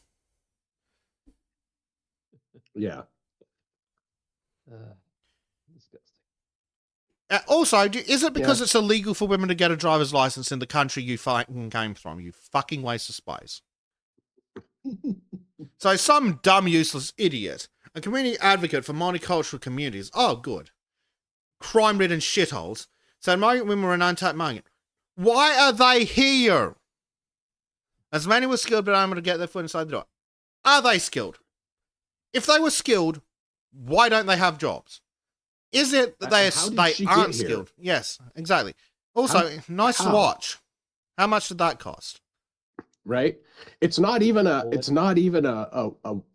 fucking why. It's a how. How did they even get here in the first fucking place? Oh, finance is a big problem in this space. When migrants come, they're not so financially stable they can rely on one income. Then why are they here? If they can't survive on the income, why the fuck are they in my goddamn country? Oh, people fall into the traps of survival jobs because they have to make their ends meet. Yeah, So do people who are fucking born here, you fucking parasite. Oh, I but hate so you're this here, so you don't fucking matter. much, dude. I hate this so fucking much. Oh, women either end up doing Uber. Why are they allowed to do that? I thought you were a skilled migrant. Why don't you have a job? Get a job. Better yet, get out. Right? Like, I don't know. I just don't understand why we as Western nations have to just open our fucking doors to anybody that wants to anybody some fucking Jewish NGO wants to bring to us, and then it's our responsibility to take care of them. Like they're dropping off a baby at the fucking fire station or something, right? Yeah. Like, no, it's not our responsibility to look after these people and take care of them. man's burden. Yeah. But the fucking height of the government. Oh, she's a skilled migrant. Cool. So she doesn't have any recognized work experience. She doesn't have a qualification that's recognized in Australia. Again, how the fuck is she skilled? But oh no, she's done a 14-week course in sewing, and that's going to qualify her for what exactly? I used a sewing machine in home economics when I was at school. Does that count? Well, you're as qualified. Yep. So this dumb bitch said, so they say, with the program coming to an end in late November, the dumb bitch is hopeful her accreditation, training, and newfound confidence will lead to more implementation. Yeah, here's the rub, bitch. They won't, because you got scammed. You were scammed to waste your time so that these fucking filthy con artists could take government money to waste your fucking time. Your qualification is worth less than shit. In fact, there are some qualifications where an employer sees them go, oh, you're a fucking idiot, and throws your resume in the bin. Because you can do a certificate in workplace preparation, which is basically, remember to wash your hair and shower before you go to work. Yeah, if an employer sees that in your resume, they go, oh, they're a fuckwit, and throw it. Fucking idiots. Yeah. Before joining the program, I was stuck. Yeah, you're still stuck now because the program's a waste of your time and my money. I pay tax for this shit. Good Lord. Oh, look. With recent subsidy cuts of some courses, yeah, it was being subsidized. I was paying for this shit. They're explaining how the program will be delivered next year. How about from prison, because that's where you should be for conning these women into thinking that this is in any way going to help them. Like, these women have been scammed by this organisation, and so has the Australian taxpayer. Which, coincidentally, these women aren't either of. Australian or taxpayers. Fucking... I want them out. I want them all fucking out. Every single person involved in this program. Oh, I don't have a job because I'm a skilled migrant, but my qualifications are not recognized. Well, then you're not a skilled fucking migrant then. Right. It's like if your qualifications aren't recognized, then you're not qualified. Mm-hmm. Yeah. You think about that? Like, oh, maybe you should work to get your qualifications recognized, or maybe you should do that before you fucking come here. Maybe they should have got their qualification. Or maybe, here's a crazy fucking idea, Dave. They should have been required to have a fucking job before they were let in the fucking country. Or even better again, the company should have been required to fucking train someone. Right? I want them all out. I want everyone involved in this program out of the country, especially the pathetic little weasels that are conning these women and me. Anyway, there goes the YouTube channel. It was a good one. Well, fucking parasites. It is. It's more like government subsidized nonsense. And what I mean by that is that these guys, they're subsidized. Like, these foundations and shit don't exist without donations from shit places like USAID.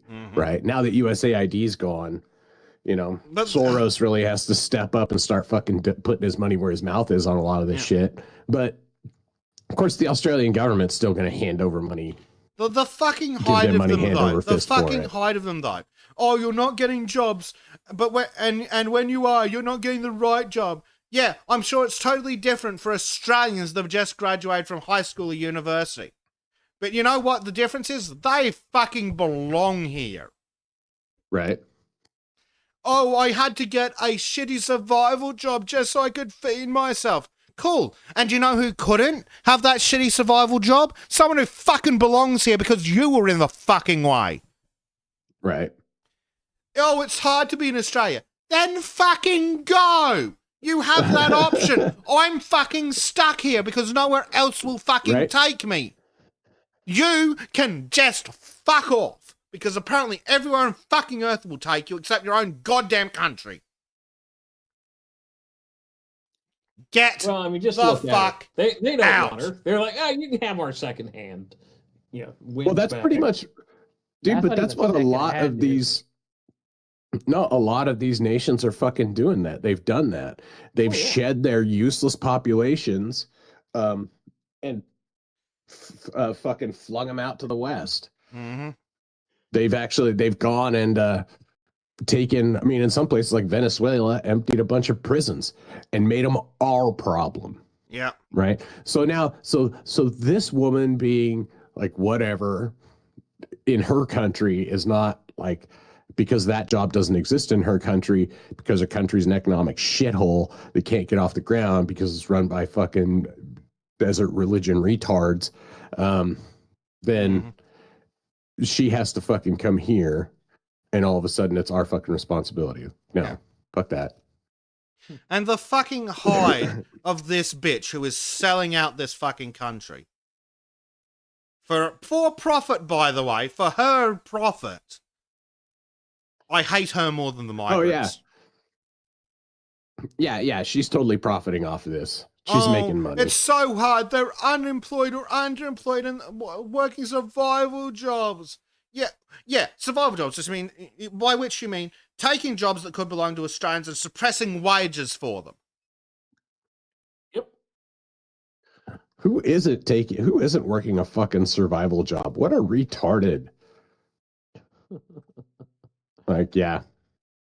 Words can't describe how retarded this shit is. But you're allowed to try. Yeah. Disco's just sent me a new article from England that kind of adds in. We want to contribute, say Greater Manchester Asylum Seekers. You could contribute by going the fuck home. Yeah, let's go. But yeah, the fucking hide of them. Oh, we're in survival jobs. Yes, cool. So you're taking that job from an Australian who would have higher wages if you'd fuck off. Right. Oh, it's so hard working a survival job. Oh, poor fucking diddums. When I was working a fucking survival job, I didn't have the opportunity to fucking leave the country and go back. Like, I didn't have somewhere else to go where I had a fucking university degree. Oh, poor fucking diddums. You have it so hard working a survival job like all the fucking Australians that are fucking 5 seconds from being evicted. Boo fucking who. You have it so hard living by poor Australians. Take your degree and fuck off. Not that. Well, I mean, and why did they get that degree? Because they got that degree to get a job in their country, not to get a job in another fucking country. They got that fucking degree to qualify for a fucking visa so they could come here and waste my time and money.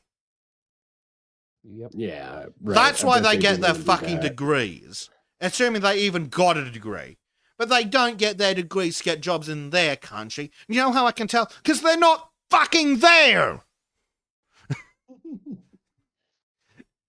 These fucking parasites get their fucking worthless goddamn degrees just so they can qualify for the stupid fucking visas that our idiot fuckwit governments have left so fucking broad that you could fit a fucking feminist through them lengthwise. Why the fuck? Fuck you, federal government. Suck my ass.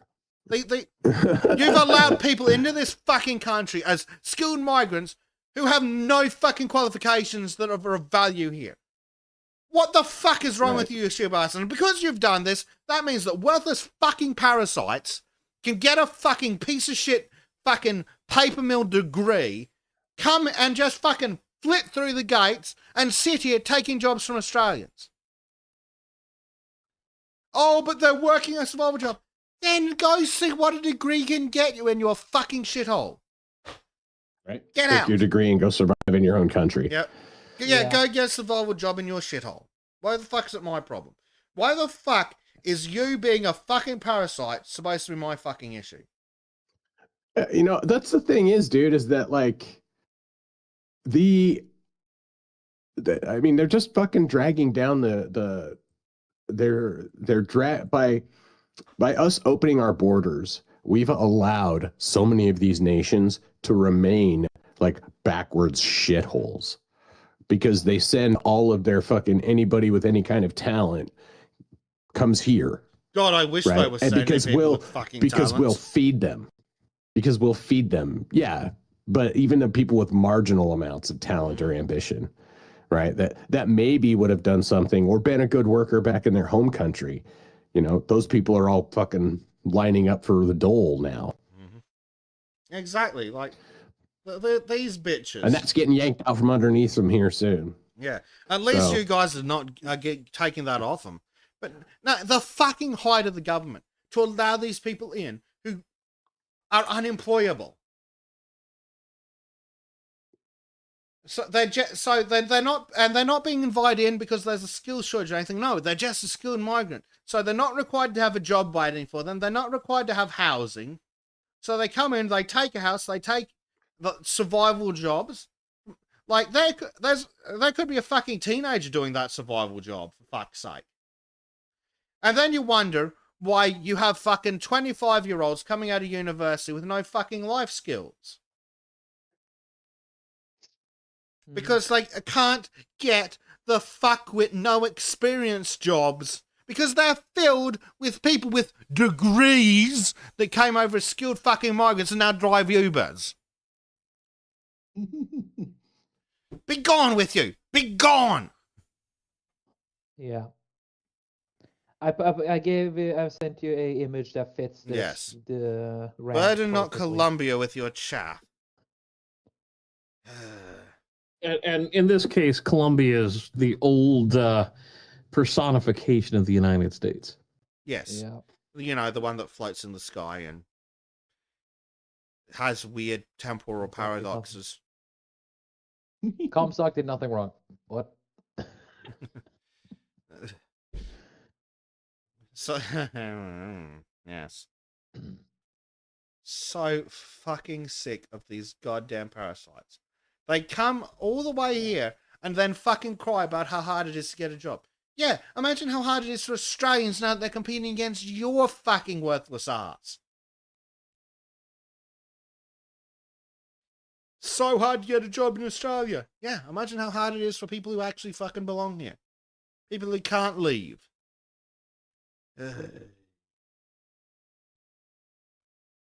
Yeah, I fucking love having people come to this country and then fucking crying that it's hard to get ahead. Yeah, sucks for us too. We don't have other options. We're fucking trapped here.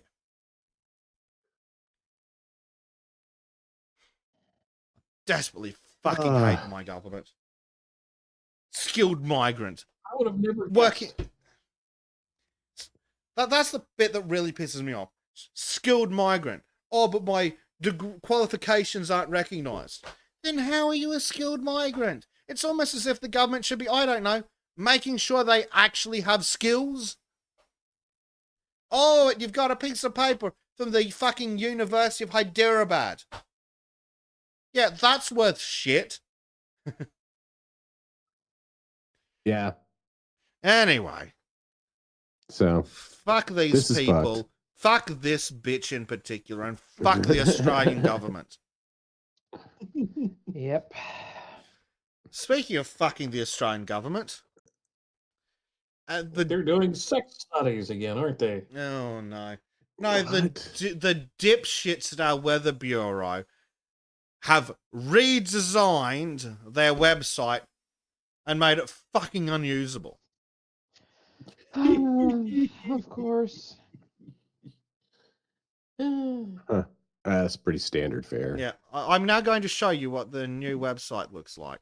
It's got diversity hired website admins. Yep, Oh god. it's hideous and useless. You will notice that there is no That's use. it. It looks like it hasn't loaded properly. Right. Let me see if I It's can got that- show oh, you. It's got that awful modern flat design Yes. to it. Fuck, Oh, I hate You that know, you know so how I much. showed you the fucking ABC did that shit? Well, these cunts have copied them because the response to the other one was so fucking good. Let me see if I can show you the weather radar real quick, So, and without it automatically defaulting to where I live. Actually, no. Let me refresh this page, and then double check. Cool. Yeah, if you click on the button for show us the rain radar, that's what defaults to. A view that's so zoomed out that I can see Madagascar.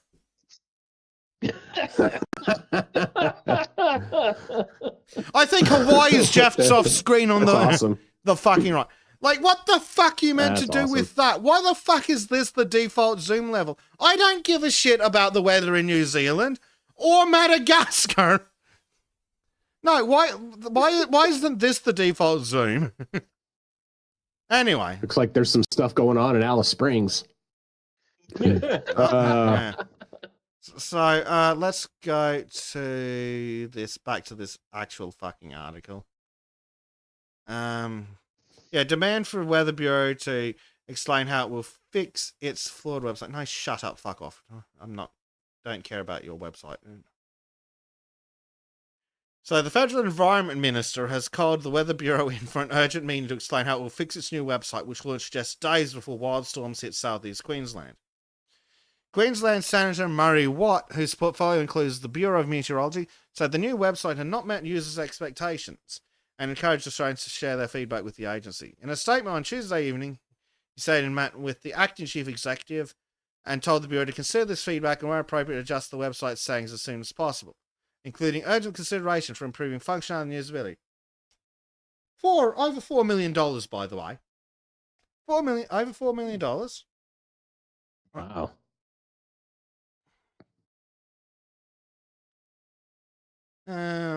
Yeah, so Watt's intervention came after Queensland Premier David Crisafulli, who is a useless fucking sack of shit, but is right in this occasion, spoke in State Parliament blaming the flawed website for failing to allow southeast residents to be prepared for the weekend's serious storms. The system that swept through Brisbane and its surrounds on Sunday with destructive winds and large hail. That's the one that got caught in. You remember the video and photos, Trim? Yep. Yeah. Lots of hail. Yeah, Monkey says 4 million, I'll do it for one. Yeah, and you do a better fucking job too. So, yes. So here's how it appeared on the old radar, and here's how it appears on the new one on the right. So the biggest issue is, and I don't know if the article does a great job of displaying it, but they changed the default of how they displayed the data on the map. It used to be decibels of reflectivity, which is actually the rain falling from the sky as it's measured by radar, hitting it and bouncing back.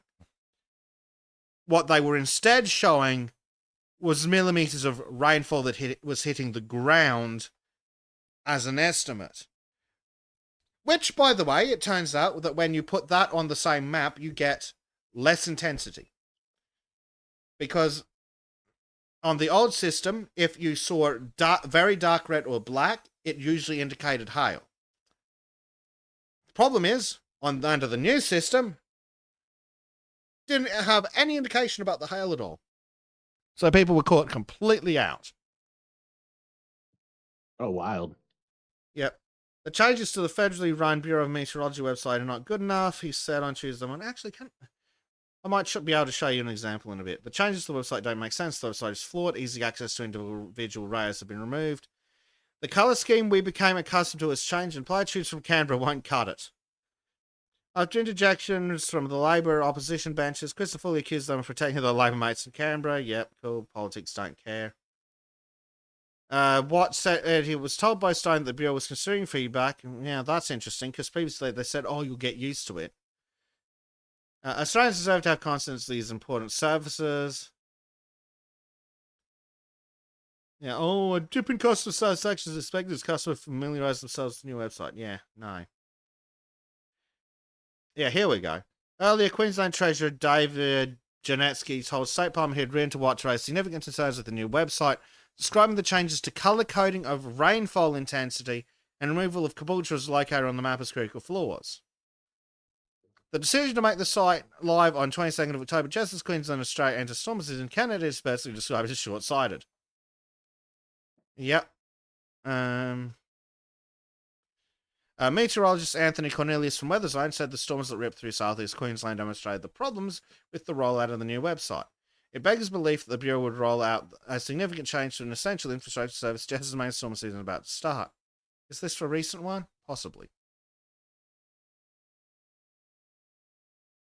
Most criticism of the new website said on the rain radar, which Cornelius said underestimated the intensity of the storm. Now, you can see why that might be a fucking problem. It would be going to Tornado Alley and saying, no, we don't see any downdrafts here, possibly related to a tornado.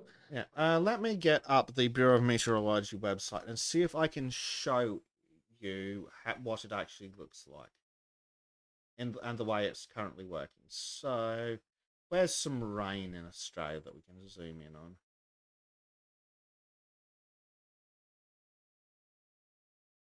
Ooh, there's a good bit.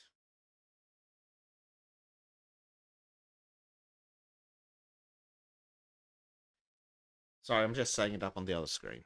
Here we go. So, here it is with rain reflectivity, decibels reflectivity set.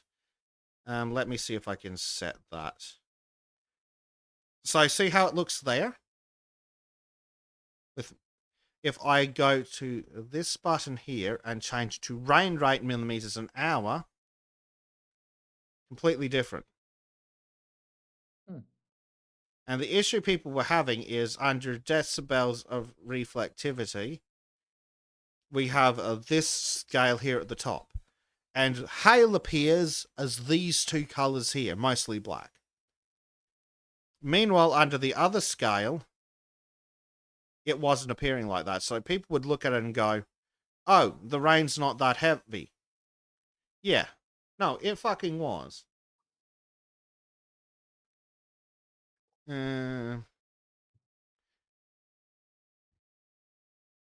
So, some random professor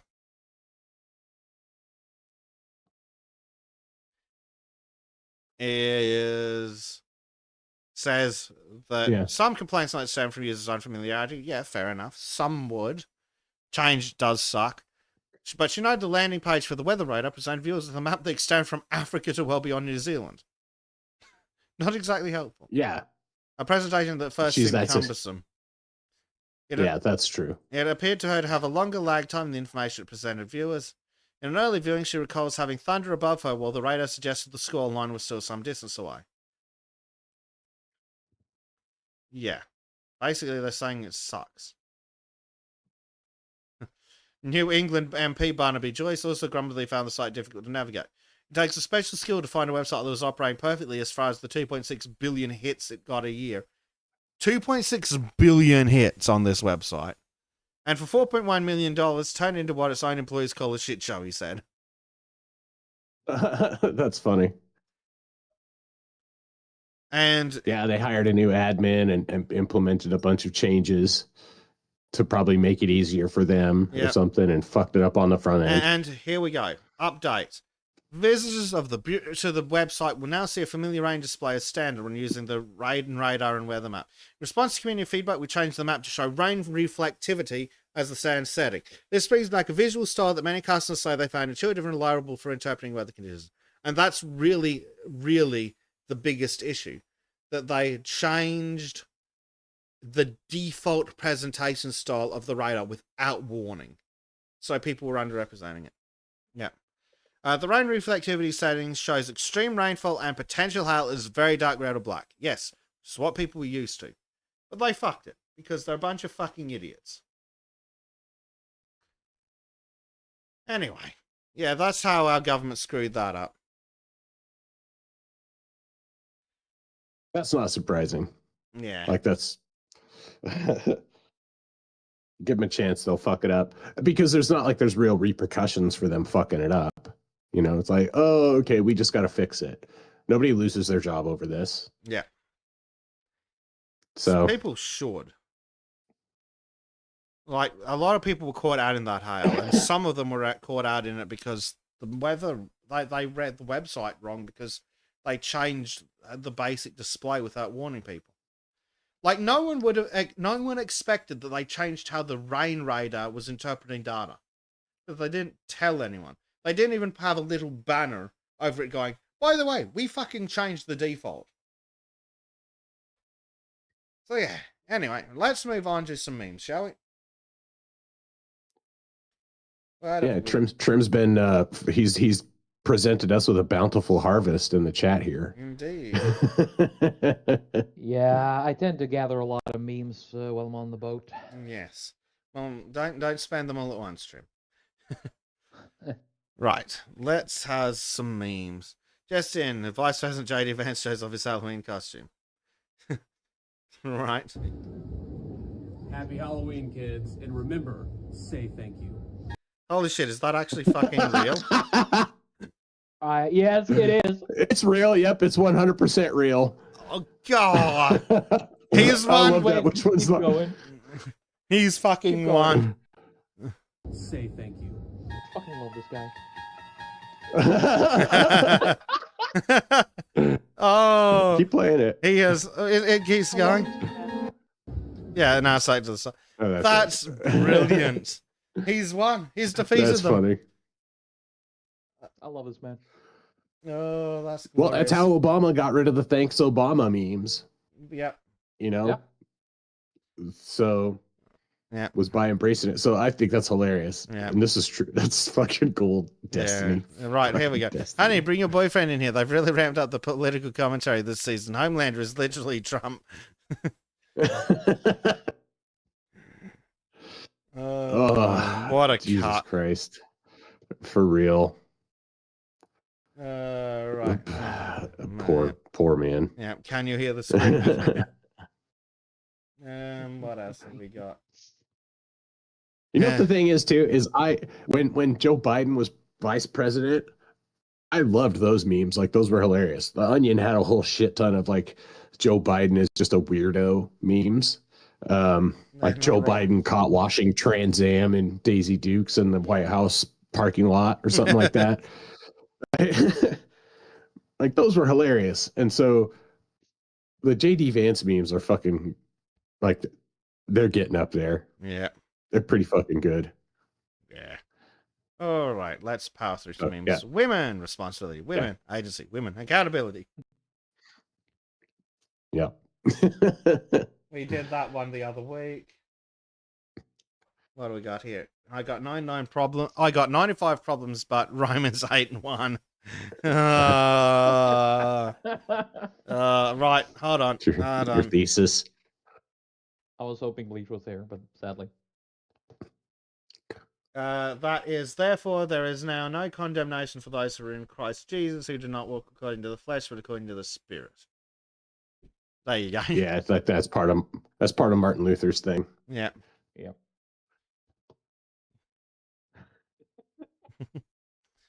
That's a good one. I like it. I mean, there's. Yeah. I laughed. It's a hard good when I hit. saw that one. It's a good history meme. Yeah. Yeah, what do we got next? Can't feed him, don't breed him. The government is not your baby's daddy. Fucking oath. Yep. Like, Yep. For real. like, seriously, if you're on government benefits, you shouldn't be allowed to get more because you've had a kid while you're on government benefits. Like, it's one thing for people with kids who get into financial difficulties to have to get help from the government. But if you're already on government assistance, then you get knocked up. Maybe it's just entirely your fault. Yeah. But that goes back to the accountability meme. Yep. Mm-hmm. I don't know if this is a meme, but fuck, it's funny. More than 7,200 truck drivers removed from US highways after failing English test. Thank goodness, dude. Based. I want them to have them. They have to check it at the way stations. They should have to check it at the way stations. Every time a cop pulls someone over, he should check them. Yep. Like, I think they should just start arresting people with Californian driver's licenses. oh, yeah. Yeah. And we I talked don't about just that mean last week. CDLs. I mean all Californian driver's licenses. Oh, they're Californian, Dude. arrest them. But they're white. And their parents were born here. Yeah, but they're Californian. Ship them back. Port them to California. We don't want them ruining the rest of the country. Right. We keep it contained. Yeah. So, What have we got? Zulus! Thousands of them! that would be the most insufferable army on the planet. All right. Oh, yeah. Yeah, if they're actually George Takei, not Sulu. Yeah. Because Sulu wasn't quite for as real. annoying. But yeah, character Sulu was versus cool. actor. What do we got? We've got a roach on a coach, by the looks of it.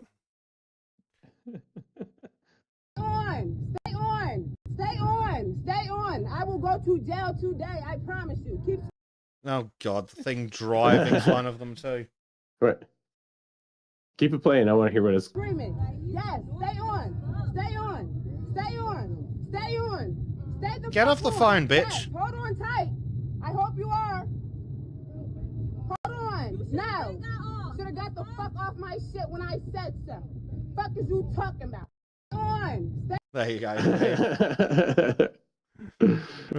So he jumped on the hood of her fucking car, and she did not give a fuck and just drove she's off. fucking done. Yeah. Yeah. What do we got? Before and after COVID shot. This is fucking great. Some bitch is like, you think this is funny? Ricky, yeah. Yeah. Oh, Ricky's great. Dude. Yeah, he's a fucking gem. I'm so happy for him that he's been able to turn his situation into money, because he's a perfect example of the kind of person who would normally need government benefits. Yeah. But he has a personality that just doesn't need it. But if he hadn't built a social media business, he's exactly the kind of person who'd be getting affected by this snap shit who shouldn't be. Because, there's no way that guy could have a normal job. But fortunately, I think he makes a decent... Well, decent might be... I think he makes survival money, at least, off of the internet. At least he's not a deadbeat loser like these people crying about their SNAP benefits.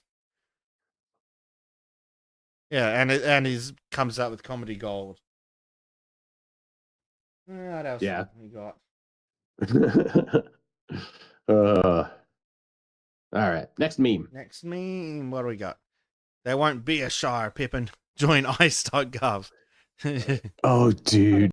That's real, by the way.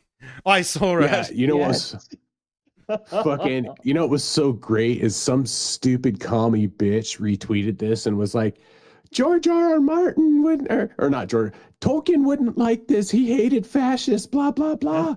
and people were like, actually, you see how much he supported Franco, and like he supported Franco and all these other guys. Like there's lots of proof that he did it. And in fact, his support of fascism led to a bit of a split between him and C.S. Lewis. But this bitch is on there like, oh no, George Martin or J.R. Tolkien wouldn't approve of this. And then everybody in the comments was like, you're retarded.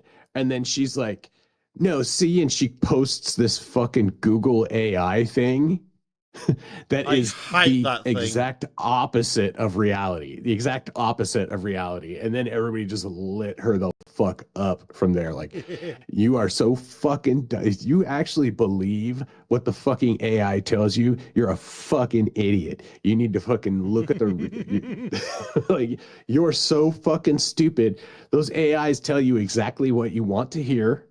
They don't give you facts. They're trying to kiss your ass a lot of the time. Like, it's you stupid, stupid bitch. I love it. And yeah, it was fucking great.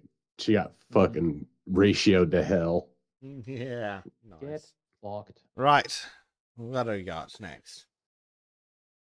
Oh hey, this is also relevant.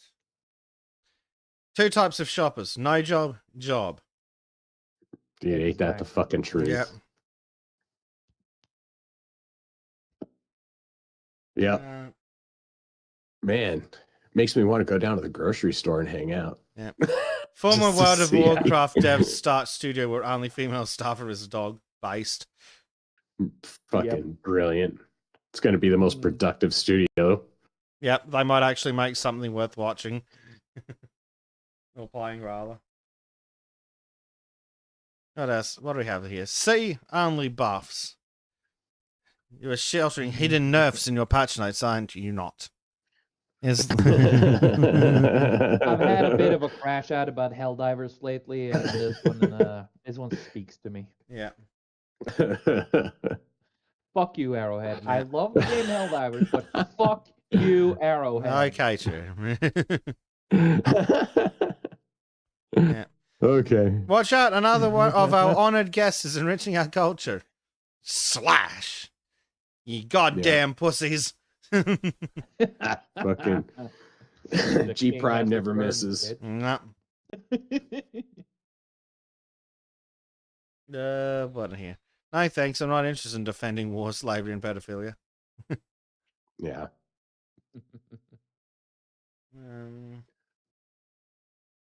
Islamophobia is a made-up word to protect terrorists. Oh, just like transphobia. A made-up word to protect terrorists. Pretty much. I'm mostly surprised. Actually. Muslim be gone. 100% bacon grease. Makes me want to go cook some bacon. On a completely unrelated note, they're doing it again because you didn't hang them last time. Yes. Yep, pretty much. The best memes are the ones that speak the truth. Mm-hmm. What else? What have we got here? Just because someone has committed a crime doesn't make them a criminal, says a criminal. God damn, dude. What was the dumbest? Just because someone's a felon doesn't make them a criminal. Like, oh my god. No. Yeah, kind of by definition. Like literally. It's definitionally a fact. Speaking of of felons, I'm past the point of just wanting them in prison. Yep. Yeah. Oh, hey, look, this one works I'm there too. right now. Mercy to the guilty is cruelty to the innocent. Yes, our governments are all fucking over that. Actually, I will just show you some quick articles without going into detail. Meanwhile, in Australia, machete attack. Oh, yeah. And we also have a different machete attack. All in Melbourne, where they've banned machetes and put in machete disposal bins, of course. Yeah, disposal bins everywhere. Yeah. But we don't have time to go into that in detail. But yes, Australia's doing fine, guys. 2015, you're a racist. Wait, what? 2025, you're a racist. Fuck off. Yeah. More like thank you for noticing. Thanks, I try. If you stop a violent black man, you make national news. If you are a violent black man, you don't. Yeah, no shit. To be fair, violent black men have made the news, like George Floyd. Yeah, right. Well, I mean, there's just not that much time on the news for them to highlight all the violent black men. The reason why it made news because it's so uncommon. Yeah. Like communists then, entitled, lazy, narcissistic, sociopath. Communists now. Same, it's the same picture. Yeah.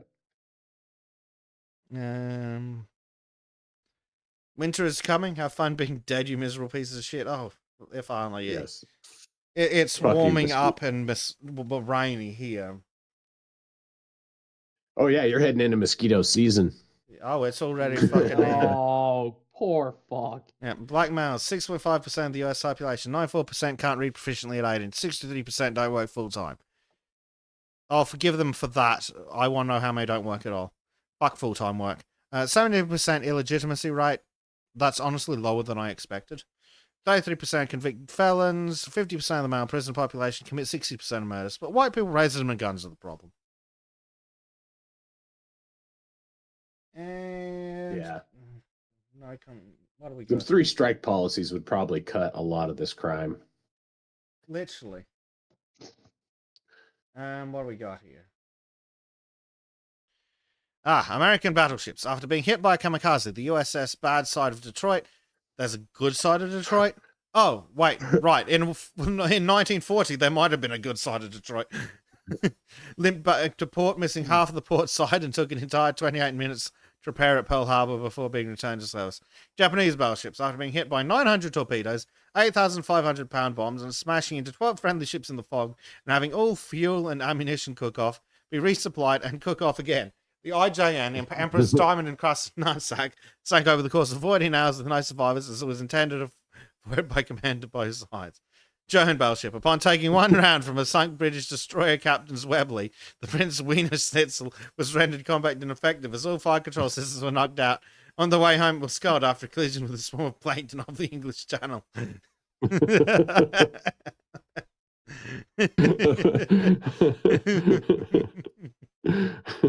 Prince Wiener Schnitzel. That's a great name. The Prince Wiener Schnitzel. The best part is it's entirely on brand with how they name their stupid ships. Yeah. Oh.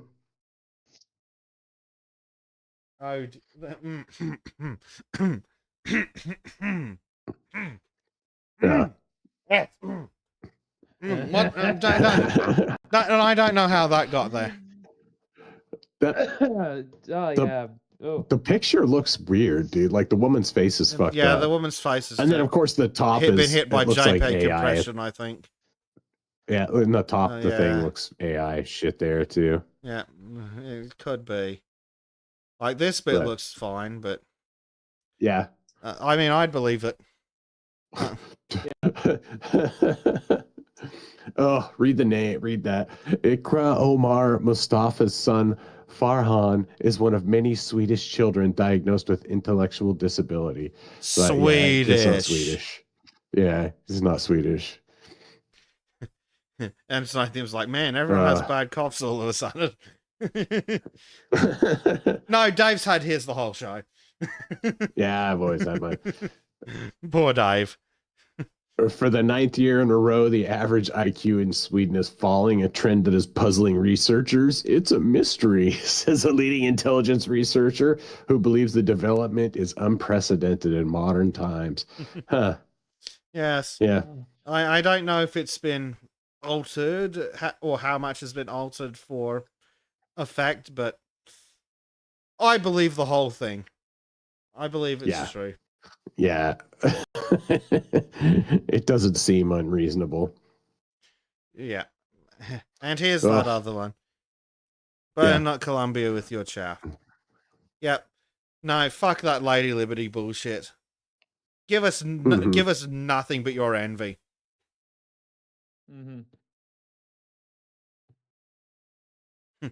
Danny says 9 straight years looks at immigration and rights. Wait a minute.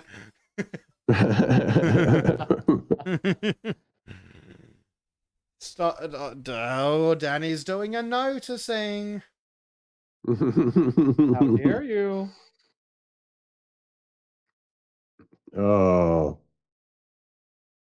Right.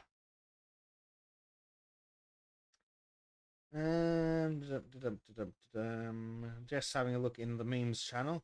Ooh, that one's good. Let's have that one.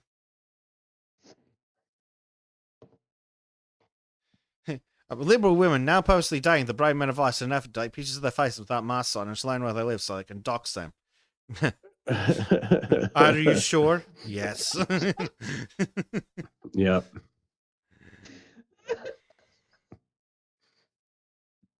This is fucking. And Danny That's says so he recently insane. found a comic artist that actually has a character name the nicer. I think I've seen you posting them around, Danny. Very good. This is what else? yeah, it's so insane how much threat these ICE agents are being put under. Mhm. Like it's fucking absurd. I'm starting to come around to them wearing masks, but they do need to have a unique identification number on the front and back of their vests if they're going to wear masks for accountability. So I think they do. Their badges are visible. Some don't. I think it should be big and in big numbers, because just on the badge I don't think is good enough. But yeah, I think it is reasonable for them to protect their identities at this stage. But there does need to be something on their uniform that can be linked. Like, even if it's not the same number every time, there needs to be a log at the command center. So if one of them does do something bad, they can be like, okay, what was Officer 69420 doing? Oh yeah, that was Billy Bob Johnson. Cool. Write him up. Rather than having to try and figure out which one of them must be. Oh, there it is, Dan. Thank you, Danny. Your service is appreciated. You've done enough noticing, noticer. Ha! Your bullets won't defeat me. You're racist. No, I don't see color. My best friend is a black guy.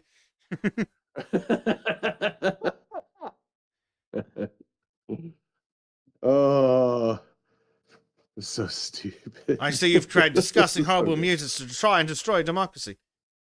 Come with Mummy Tremar.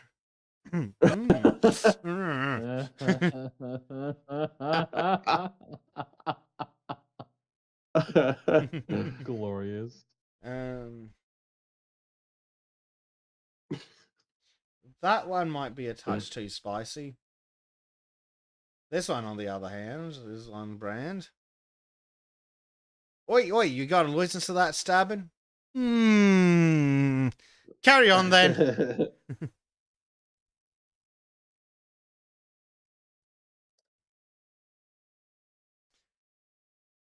Right. Was there another one that I actually wanted to show? Ah, yes. Xenothium has submitted one. Hang on, what's this?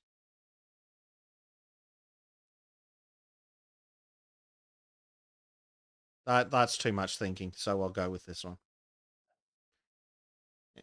Do the elves have any books about discrimination against dwarves? On the top shelf. Yeah, that was a good one.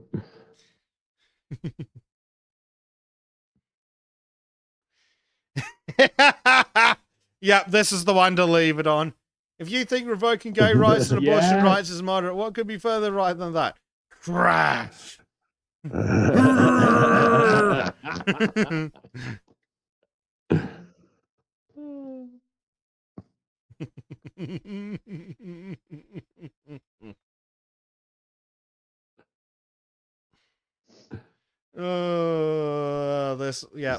the perfect one to leave the show on, I think.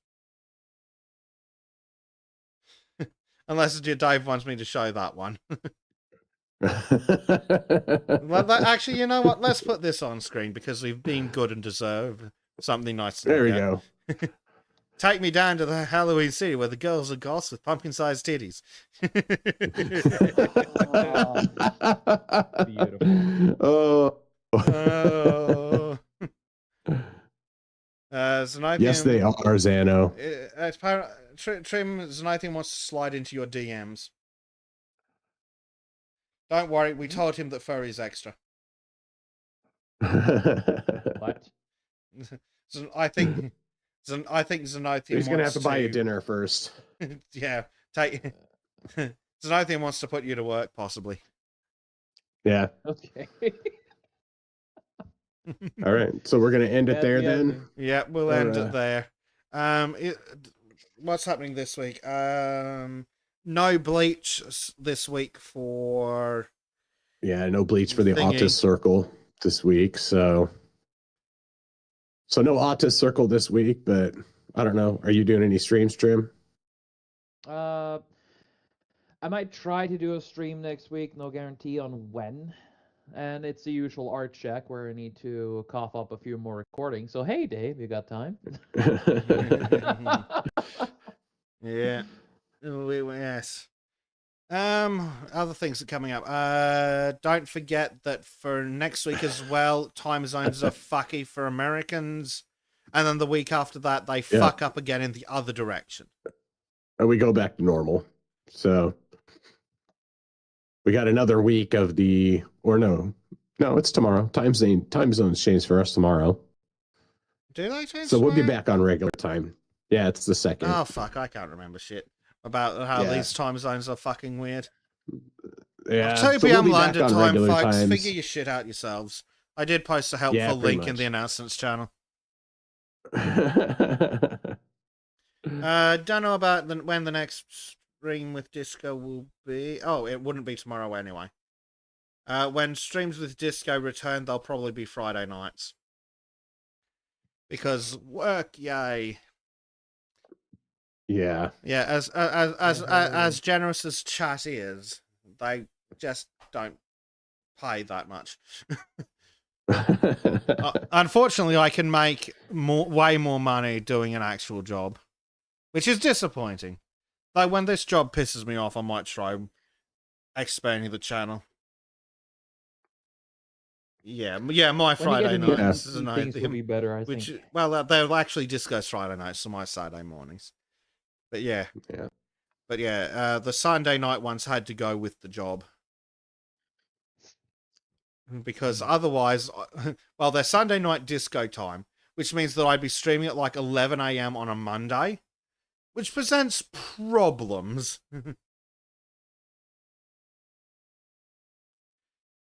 Right.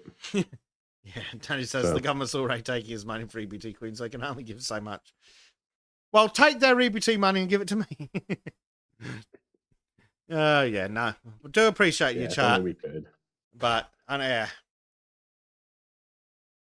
And, well, thanks for coming out, everyone. Yeah, thanks for joining us, folks. Yeah, we'll be hanging out in the Discord throughout the week, as we always do. I'm sure we'll get up to some shenanigans.